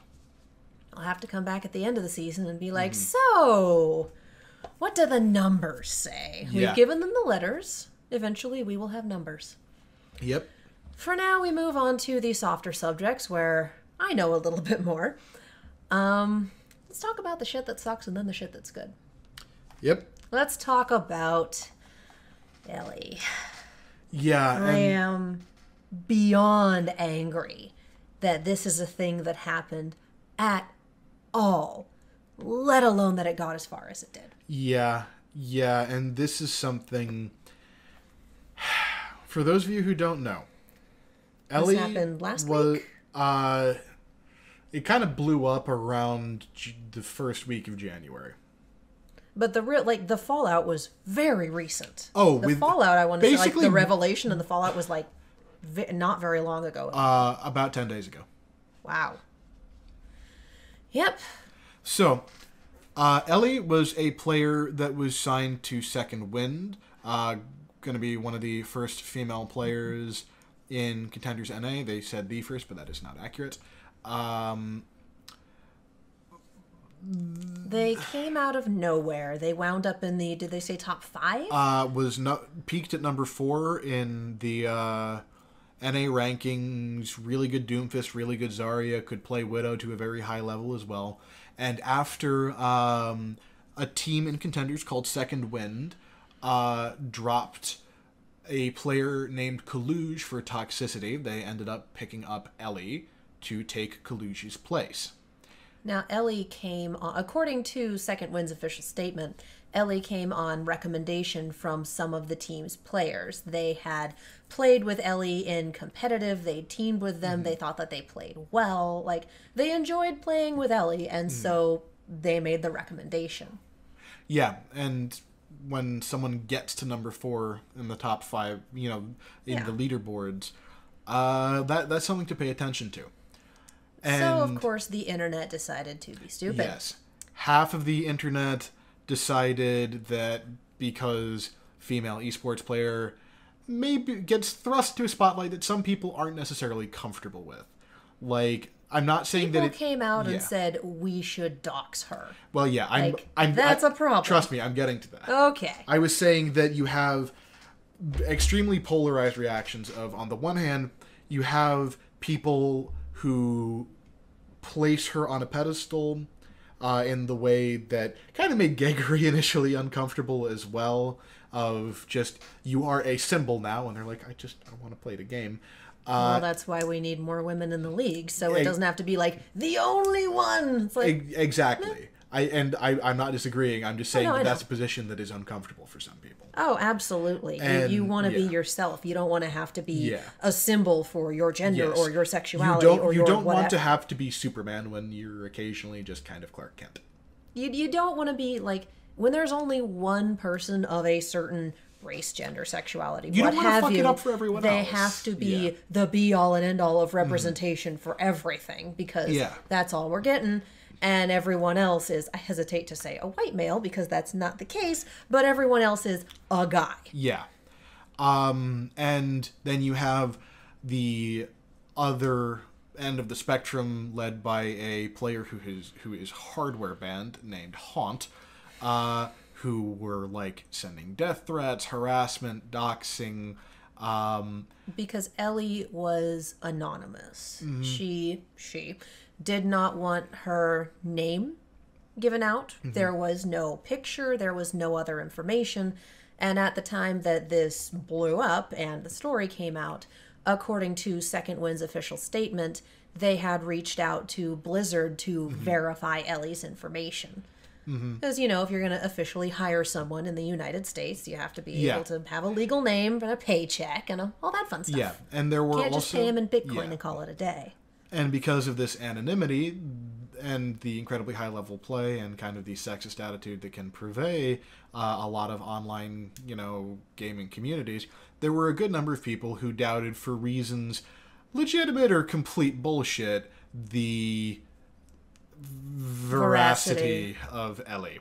One of the going theories, and the one that I threw in behind before the truth came out, was that it was someone, a better known person, a better known female player, playing on an alt to try to avoid whatever reputation they already had, to try to avoid people knowing who they were. So they could work with this anonymity and not, again, immediately be doxxed. The other going theory was a talented player playing some unknown person on the comms. Yep. And basically, because of these questions about her legitimacy, because of the harassment, because of the doxing threats, and because of being put into a spotlight that they necessarily weren't comfortable with, they decided to step back, and the team's owner-manager pretty much said that the community reaction on both ends was the reason for it. And then a streamer named, I want to say Aspen was her name? Ellie pretty much vanished. And the other thing, and Aspen confirmed that Ellie was actually another well-known player by the name of Punisher, who had made this account and gotten chicks to be on voice comms for him as a quote-unquote, and I don't have, you can't see it, but I'm doing the air quotes, a social experiment. And this was confirmed by multiple people. Slasher, who does a lot of, esports journalism, got a hold of a bunch of the women who were the voice of Ellie in comms, and talked about, them doing this and Punisher kind of being creepy. Yeesh. And when it wasn't Punisher playing, it was Kaluge, who one of the reasons that he was kicked from the team was the fact that he had a history of being toxic, especially towards female players. Like, there's a rant that he had about Baby Poro that was fucking gross. I just feel bad for Second Wind because they didn't know, and the players didn't know. Everyone was duped, and they dumped a player that was toxic and then wound up in this media shitstorm. And they didn't want any of this. They just wanted someone to fill that spot. And I want to point something out here, which is some stuff that has sort of come out afterwards as people have tried to break this down and understand how this happened and why this happened, which is one of the players from Second Wind, Haku, made a statement about how he doesn't think female players should be in his 4500 SR games, change his mind. Ugh. And literally the next day, Ellie's Twitter account was made. Literally the next day. So that's one thing. A streamer known as Red Shell, who you'll see a lot in players. I watch Among, I watch Custa, I watch You'll see him Red Shell. Yeah, you'll see him in a lot of players' high-ranking games. Had a stream where he posted a video where he talked to one of the women who voiced Ellie, who pretty much showed messages and screen caps and stuff in Discord that were basically, hard evidence. Yeah, this was Punisher running this shit. And then you have some other stuff that was dug up by... Another interesting little tidbit in that was pretty much all the VODs of Ellie playing, gone. Yeesh. Were pretty much all deleted, kind of to hide it. But there were a bunch of high-level players who were suspicious that something was up because of the gap that would happen between them doing something and then the corresponding comm. So there would be one thing where they get Tracer super low, and it takes, 1, 2, 3. Tracer's low, they're already healed up. And it was, things like that kind of, one of the Discord messages shown was Punisher talking about how agilities seemed to think something fishy was going on in a game, and actually said that he thought it was Punisher playing and, his girlfriend on comms before, this whole Ellie thing blew up. Wow. My boy Brady. He was shockingly accurate on that. This is where I stand on this, and everyone's kind of like, all right, yep, Katie has opinions on this. Well, no shit, Katie has opinions on this. I was one of the people who threw in with support behind Ellie. This is a female player who's being harassed. I'm definitely not at her level play-wise, but been there, done that. And so it coming out that it was this quote-unquote social experiment. Whereas if you really wanted it to be a social experiment, you'd keep the footage, you'd keep the VODs, you would release a compilation of everyone's horrible behavior because you're a high-ranking woman, ostensibly. And you also wouldn't have catfish an esports organization. That's also the really big point here. You want to do this?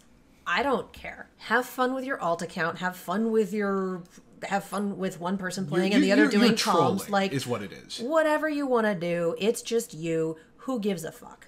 The second that you have been offered to sign on to an organization, there's no way this ends except an explosion. There's no way this ends well for anyone involved. And boy, howdy, I will be very surprised if Punisher is not banned in some capacity for pulling shit like this. Because there's no way this isn't going to come out at this point. If you wanted to continue with your quote-unquote social experiment, you say no. But there's no way you were ever going to play on this team. There's no way you were ever going to play in these tournaments. You have set this team that you have signed on for up for failure. You've committed fraud. You've committed fraud. Oh, yeah. At that point, yeah. You got a signature on there? There's some legally binding shit there. Good luck. Mm-hmm. And you've set women in esports back God knows how long. Yeah. Because you've made the conspiracy theorists right. Yeah. And every single time a woman gets ranked, winds up in the top 500, winds up in wherever, every time it looks like a woman is going to go pro, people are going to trot out this Ellie bullshit and use it as an excuse to dox them to make sure that they're really real. You've given all of these horrifying people who make it incredibly difficult for women to play games at all, never mind be it in the pros. You've given them ammunition. You've given them a, hey, guess what? I was right. Like, the Gamergators and the Comics Gators and the whoever never had a leg to stand on. They were never correct. You have given them an actual instance of this happening. You have given them rocks to throw. How fucking dare you? Because as a man, you can just drop it and not have to deal with the consequences. The biggest consequence you face in terms of Overwatch play is a hardware ban. Legally, you might face some other shit, given that, again, you committed fraud. But in terms of you on the gaming scene, Punisher's fucking notorious now, if he wasn't already. And again, his worst consequence is Overwatch hardware ban. Yeah, well, we'll see what happens with that. And you've got Haunt, who is hardware banned, was the one sort of instigating all this, like, we should dox this bitch talk and all that. And I can't agree with everything you've just said any more than I do, because you have, in doing this, I'm not even going to call it a social experiment. It's fucking trolling. Oh, yeah. It is. It's just some fucking kids deciding to play a joke and see how far they can get with it. And when you sign a contract, that's when you've gone too far. And the thing is, not only have you given the conspiracy theorist assholes who, like, you've given them ammunition, but you've also made it that much scarier for any woman who might have the idea in their head of going pro, given them that much more reason to worry about what they're going to face doing it. And, like, I'm not going to make some claim about how you've destroyed women in esports or whatever, but you've made it harder for people. You made it harder for people to get their name out there, for them to be viewed as legitimate. You've restarted, like, I've seen more people talking about, hey, is Geggery really that good in the aftermath of this crap as well? The answer is yes, and shut the fuck up. And you've also just... This shit, like, I've heard people that have never talked about Overwatch before, or never really been invested in the esports scene, mention this. You have actively damaged the entire fucking community as well. I'm wondering what Blizzard is going to have to say about this, because Blizzard, with their... Oh boy, here we go. With their contracts with Disney XD and ESPN 2? ESPN something. Like, they really want to push Overwatch League, like, as a sport. They want to have people flipping through the channels to stop and watch it. They're contracted to go on actual, honest-to-God, cable TV channels. Like, and then someone does this, and it fucks up their legitimacy? Yeah, and especially when you've had such a success in making an esport that has gone truly mainstream and gotten, like, televised in America. Yeah. Again, on ESPN and on Disney, because again, you're working with ABC, and they're everyone's in Burbank, you guys. But yeah, I cannot see Blizzard being happy in much the same way. You know, the sun is slightly warm. Official statement. As part of the process to officially add a player to a Contenders or Overwatch League roster, we do background checks to ensure that players are who they say they are, as well as meet other eligibility requirements, and will take action against other players if we discover any behavior that warrants it. Fraud. Yeah. And then we also have part of Second Wind's official statement here. Due to our desperation to fill a roster, we unfortunately overlooked crucial information that we should have paid more attention to, the team said. We did not properly allocate enough time to communicate with the public as a means to support our players, and as a result caused more questioning that could have been avoided. As of today, Blizzard had gotten back to us on the background of Ellie. Thank you, Pop-Up. I don't need you in my life. Dead air. And notified us that they were not who they claimed to be, and discovered Ellie was an account used for purposes we do not support. We apologize to the community as a whole for not handling the situation better when we should have, and we will aim to do better. So for one, they didn't think about the implications of having a woman on the team, which it would be nice not to have to consider that, but the world is full of stupid people, and sadly we have to consider that. And the haunts of the world are always going to try to fuck it up for the rest of us. And they publicized it before they had the background check and all that done. Yeah. But really, this all comes down to Punisher and Kaluge and just... the assholes of the world doing whatever they wanted and thinking they can walk away from the consequences. Yeah. I would love to see actual legal ramifications for them for this. Because again, like... you don't get legal ramifications if you're playing on an alt and fucking around. I mean, I'd say one of the biggest examples of playing on an alt that's known for a different gender is Tsumi. Yeah. But Surefour never fucking signed a contract as Tsumi. And Tsumi has always been a gag. Oh, when it's referenced of, like... I like Tsumi better than Surefour. Yeah. Like, okay, whatever. And it's literally a character that he made for an MMO a while back, because who wants to stare at poorly rendered man butt in, like... I'm quoting the man himself here. Of course. Yeah. But yeah, so it's one thing to be like, here's my alt, they're a character, they're a different gender, whatever.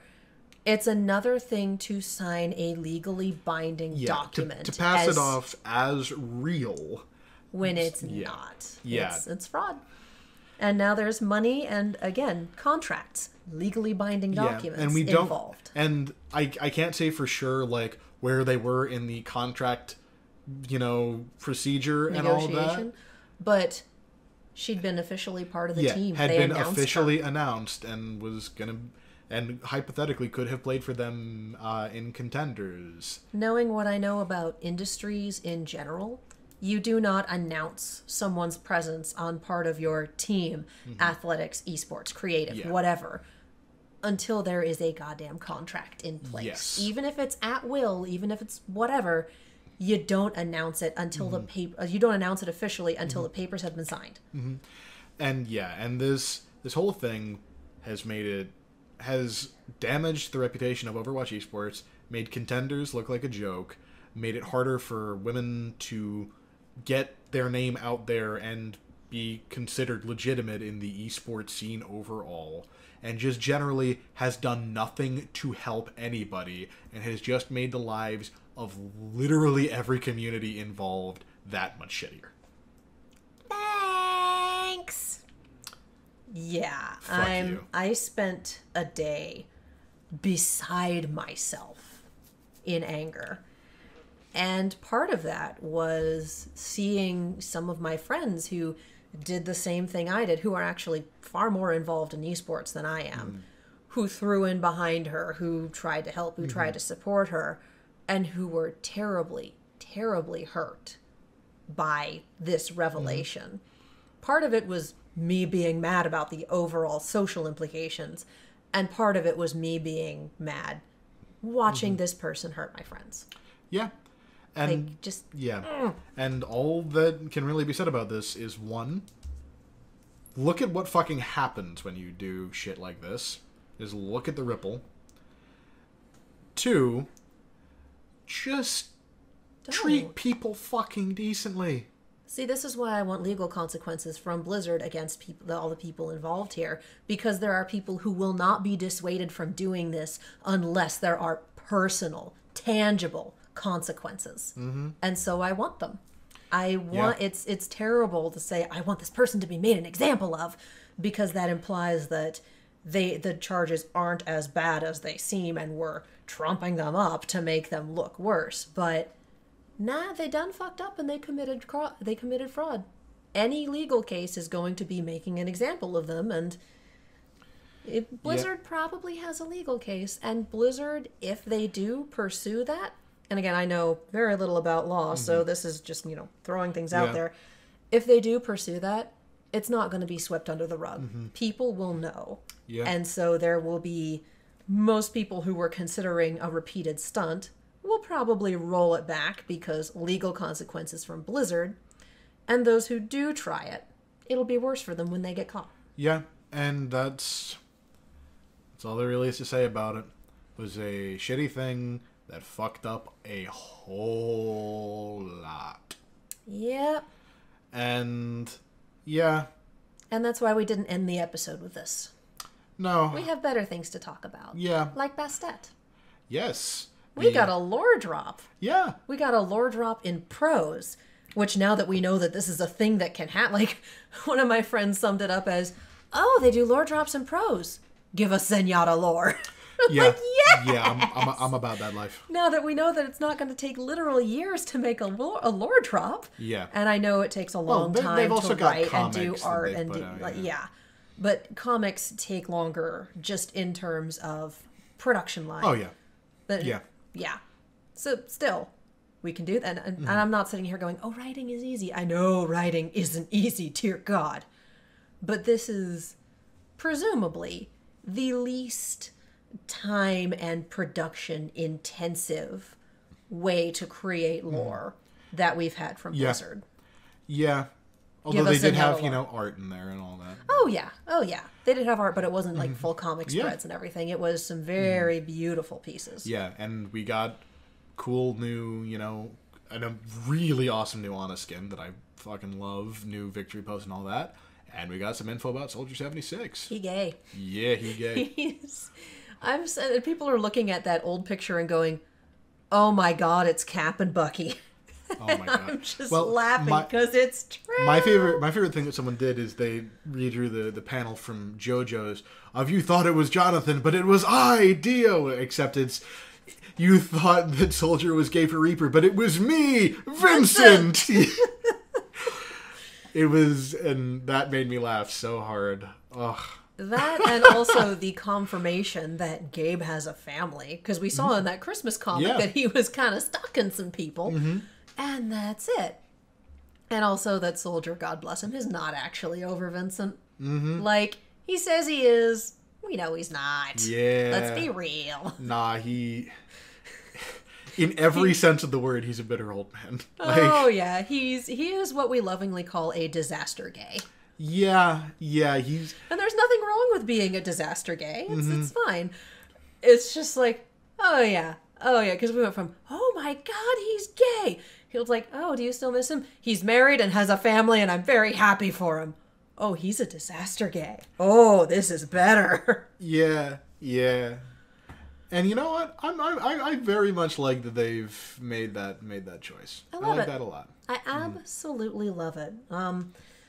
One of my friends had a discussion going, I want to say either earlier today or yesterday, about how having fluid lore really means that Overwatch can build whatever they want in there, and occasionally that you get fan influence. Like, McCree was probably not this much of a goof to start with, and Reaper was probably a lot more straight up and down evil and a little less kind of ambiguous. I mean, still a terrorist, cool motive, still murder, but he's far less actual horror movie villain and a little bit more Ghostface. Just a little. Well, the thing is, I feel like it's slightly different in-game as well, just because it's like, we're already, like, when you're playing the game, you're already in fucking hyper time. People who would try to murder each other if they were ever in the same room are getting along and cracking jokes at each other's expense. It's already kind of the fun, arena kind of AU thing you got going on here. But in terms of who's the evil one in that group, Moira. And also, creating Moira took the heat off of Mercy in terms of Reaper's backstory. Yeah. Because the heavy implication was that Mercy did it, and then Moira comes along, and we've got this nice little lore drop that's like, oh yeah, no. Yeah. She's my Irish murder queen, and she is terrifying. Evil Mon Mothma. The angry healer. Well, she actually is voiced by the actress who voices Mon Mothma. I'm not surprised by this. Again, Irish Murder Queen. I also think it's the same woman who played Mon Mothma in Episode 3 and Rogue One. Yeah, maybe. I don't know. That's I'm 99% put it in the sure. Comments, but, people. Yeah, I'm 99% sure that's the case. But still, like it's interesting seeing the flexible lore that we have. I mean, don't ever ask Blizzard for a timeline or what years everything is, because that is a little too flexible, almost. Yeah. But just in terms of being able to incorporate things, I think they've incorporated some fan interpretations, not like all the way, but like, again, McCree being a little bit more of a goof, and Reaper being a little less I'm evil and more, oh no, there might still be some form of soft side in there, even though you are a terrorist, and we can't forget that.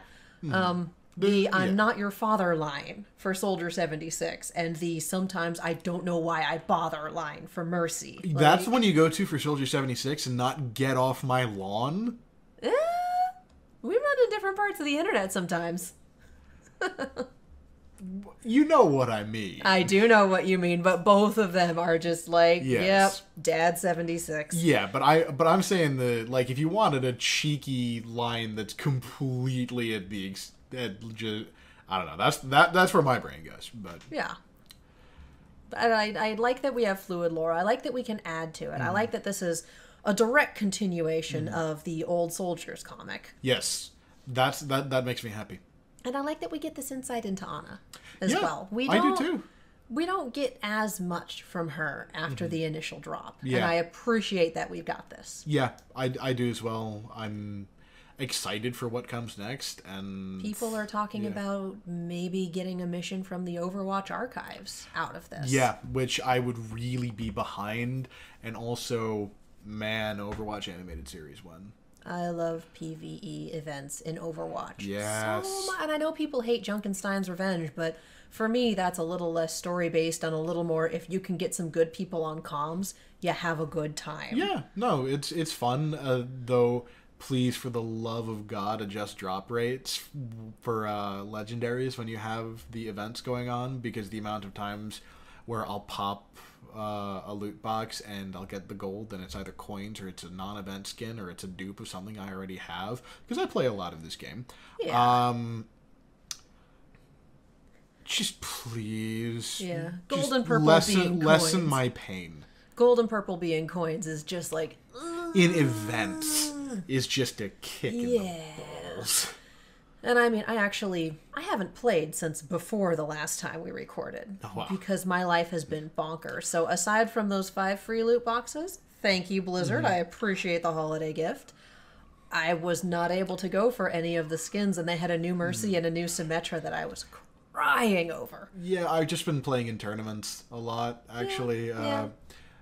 Overwatch Pretenders, shout out to them. I've been playing as part of Mercury Cougars. I've been playing in Open Division. We are 6-2, which feels very good. We beat a team that was mostly Masters and GMs our last go around, and that feels awesome, considering most of us are in Diamond. Well, let's be real. Your team got better when you joined.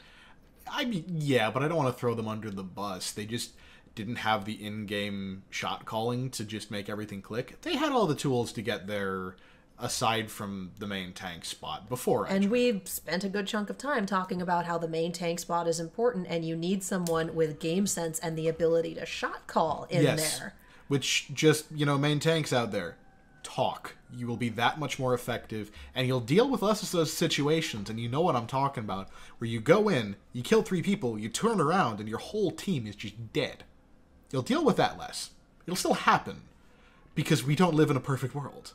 And I mean, but it happens less. Hell, I go into quick play and I shot call from the support line. Yeah. Which isn't great, and I'm not great at it, but it beats nobody doing anything ever. Yeah. And if I can even get half the team on comms, I can usually get the ear of at least 1 tank and 1 DPS, and we can try. Yeah. So, again, I've definitely done the thing where I'll get on mic, someone will be terrible, and I will turn my mic off and ditch them, which is hysterical when I'm the only support player in the game. Because quick play.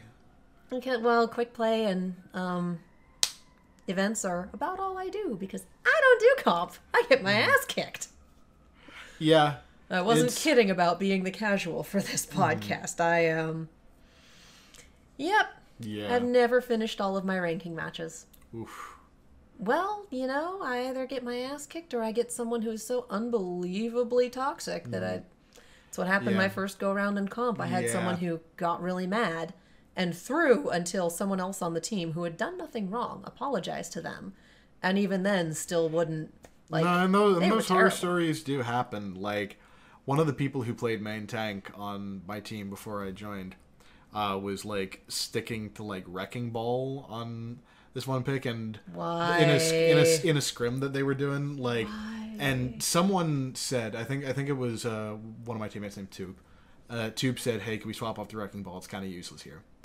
And somehow, not only did this guy take serious umbrage with what's a pretty reasonable request, he also thought someone else said it, and he played it for another minute and a half, got a singular kill, and said, "Call me useless one more fucking time," and left. Messaged someone on the team saying he quits and it's all K Boogie, the off tank's fault, and K Boogie didn't even say shit. It's just okay. Don't ever hamster on main. You can, hamsters are for off tanks, but it's like, I mean, it's very situational. Yeah. It's very comp driven. We saw some really Route 66. Good. Yeah. We Route saw 66, some really good Wrecking Ball play in the World Cup, actually. Yeah. And so this, I think, is a good time to finish up the episode tonight with a little bit of talk about comp and meta changes and what's in the PTR at the time of this recording. Because what's in the PTR at the time of this recording is set up to be a goats breaker.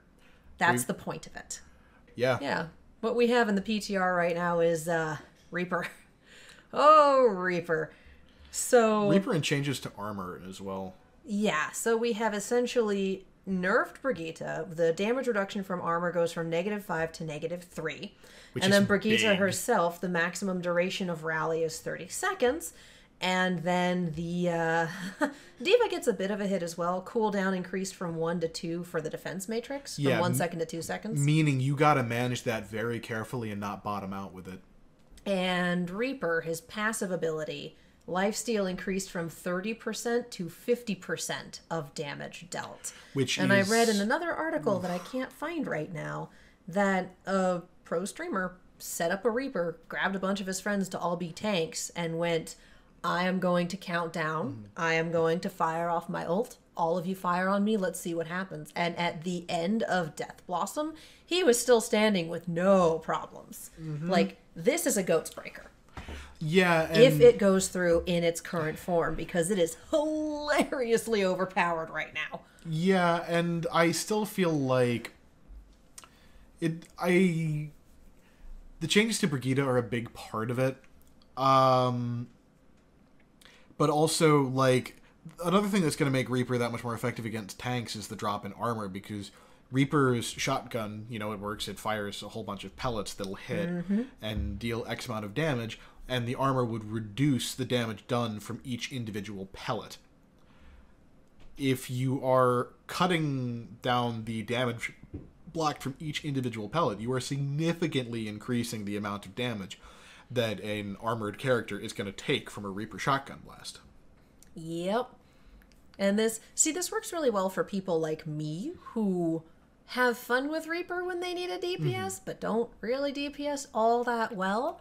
This is going to be a horror terror when you get up the ranks. It's going to be mean, and it makes me wonder if we're going to see the return of the Beyblade meta where Reaper pops his Death Blossom and then gets nano boosted. I do love that that's the Beyblade meta, though. Well, it was in the video I was showing you earlier.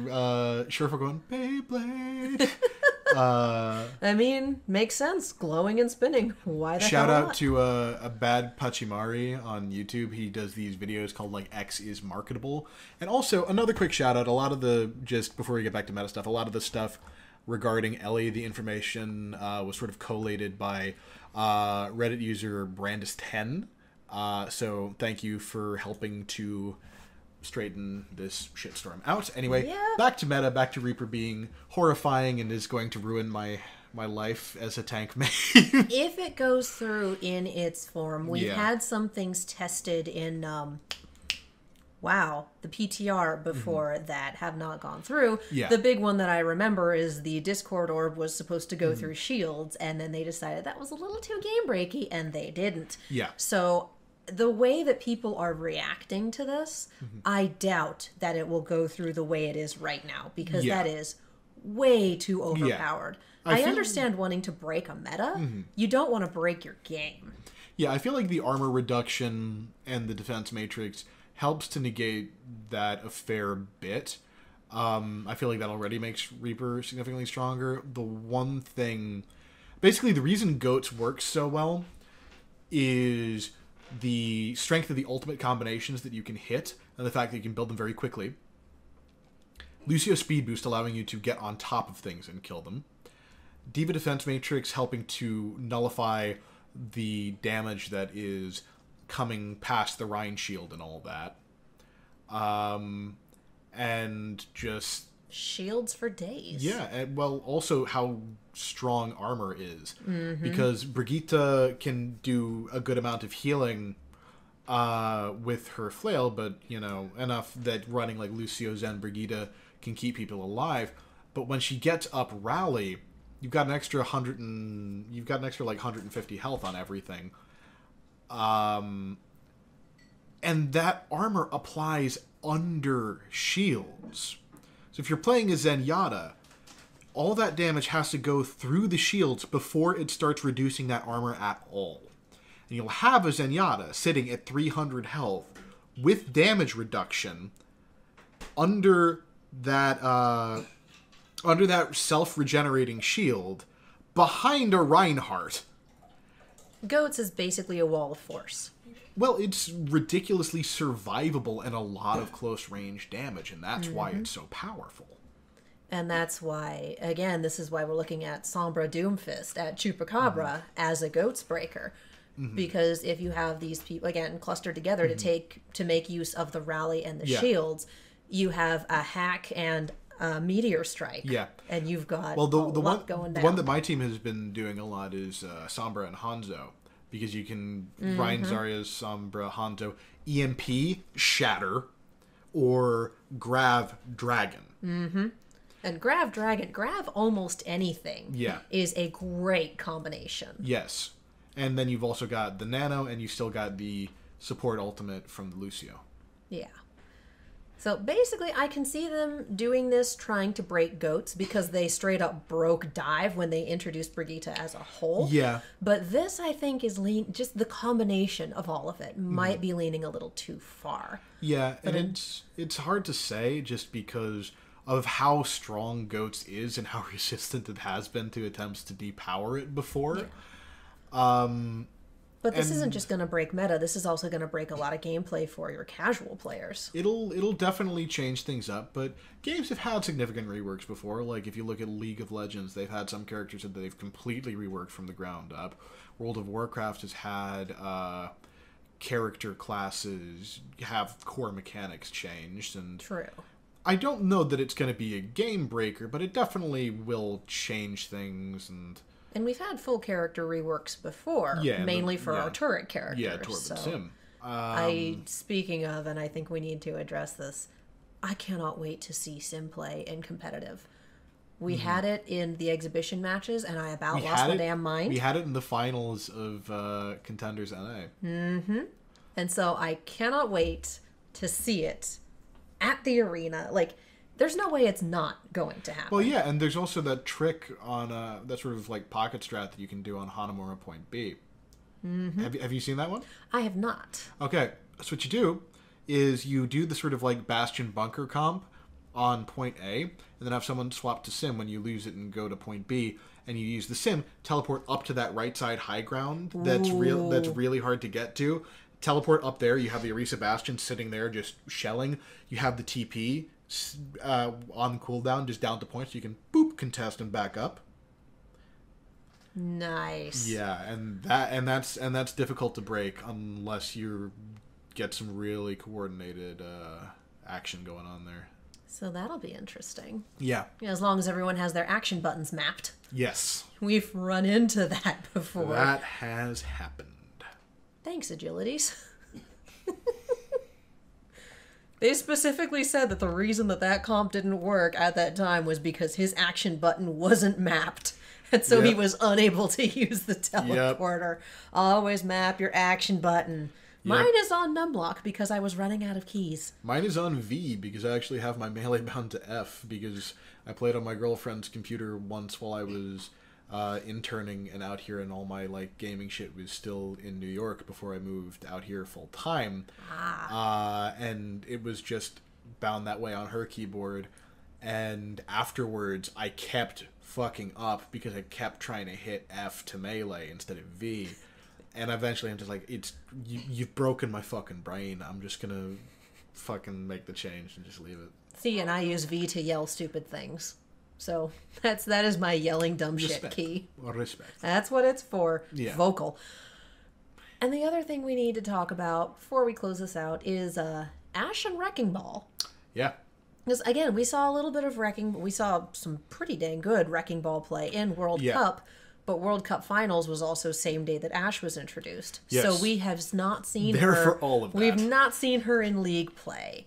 Yes. And that is also not as big of a change to the meta as I'd say Brigitta's introduction was. Very few things are. Brigitte was definitely like, I see your dive. It is gone. Yeah. But it's still going to be interesting. Yeah, definitely. And she's projectile. She's not hit scan, is she? No, she's hit scan. She is hit scan? Yeah, she's hit scan. Interesting. Yeah. And the dynamite. I hope they adjust the dynamite. It is too powerful at the moment. I don't think that it is. I think that it's fine, but not game breaking, and she definitely has her uses. I think she's actually fairly well balanced where she's at. I don't find it game breaking. I just find it frustrating that it's continued damage if you get hit by it. Like some that makes me crazy. Yeah, but I don't know. It works for me. Something, get good, whatever. It doesn't bother me. Balanced by the overly long reload action. Yeah, that's the tricky one. That's a pain in the ass when I get to play DPS as opposed to just being the tank bot. See, and that's when you need to just play quick play. Yeah. Because you can be whatever you want and screw everyone else. Yeah, but I say as the support player who always plays support. Yeah, I don't like losing, so I'm not going to lock in a 5th DPS. Just be faster than everyone else. Saying that like that would deter people from doing it anyway. You'd be surprised. There are people like me who fill in holes. You've got... Boy, that's a sentence. I think we need to stop pretty soon because I'm saying things like that. Yeah, I'm not saying that those people don't exist. I'm saying that they're a very small minority. And most people will just interlock whatever they want to play. Fuck how well it does or doesn't work. You know, the upside of going in and seeing that we have 3 DPS and doing support is when someone pulls a 4th DPS, I can sit here from my role as support and say, y'all need to switch. Mm-hmm. Because very rarely does someone tell me, no, you do it. Because it's like, bitch, I'm the healer. I'm currently the only healer. Yeah. You want to die?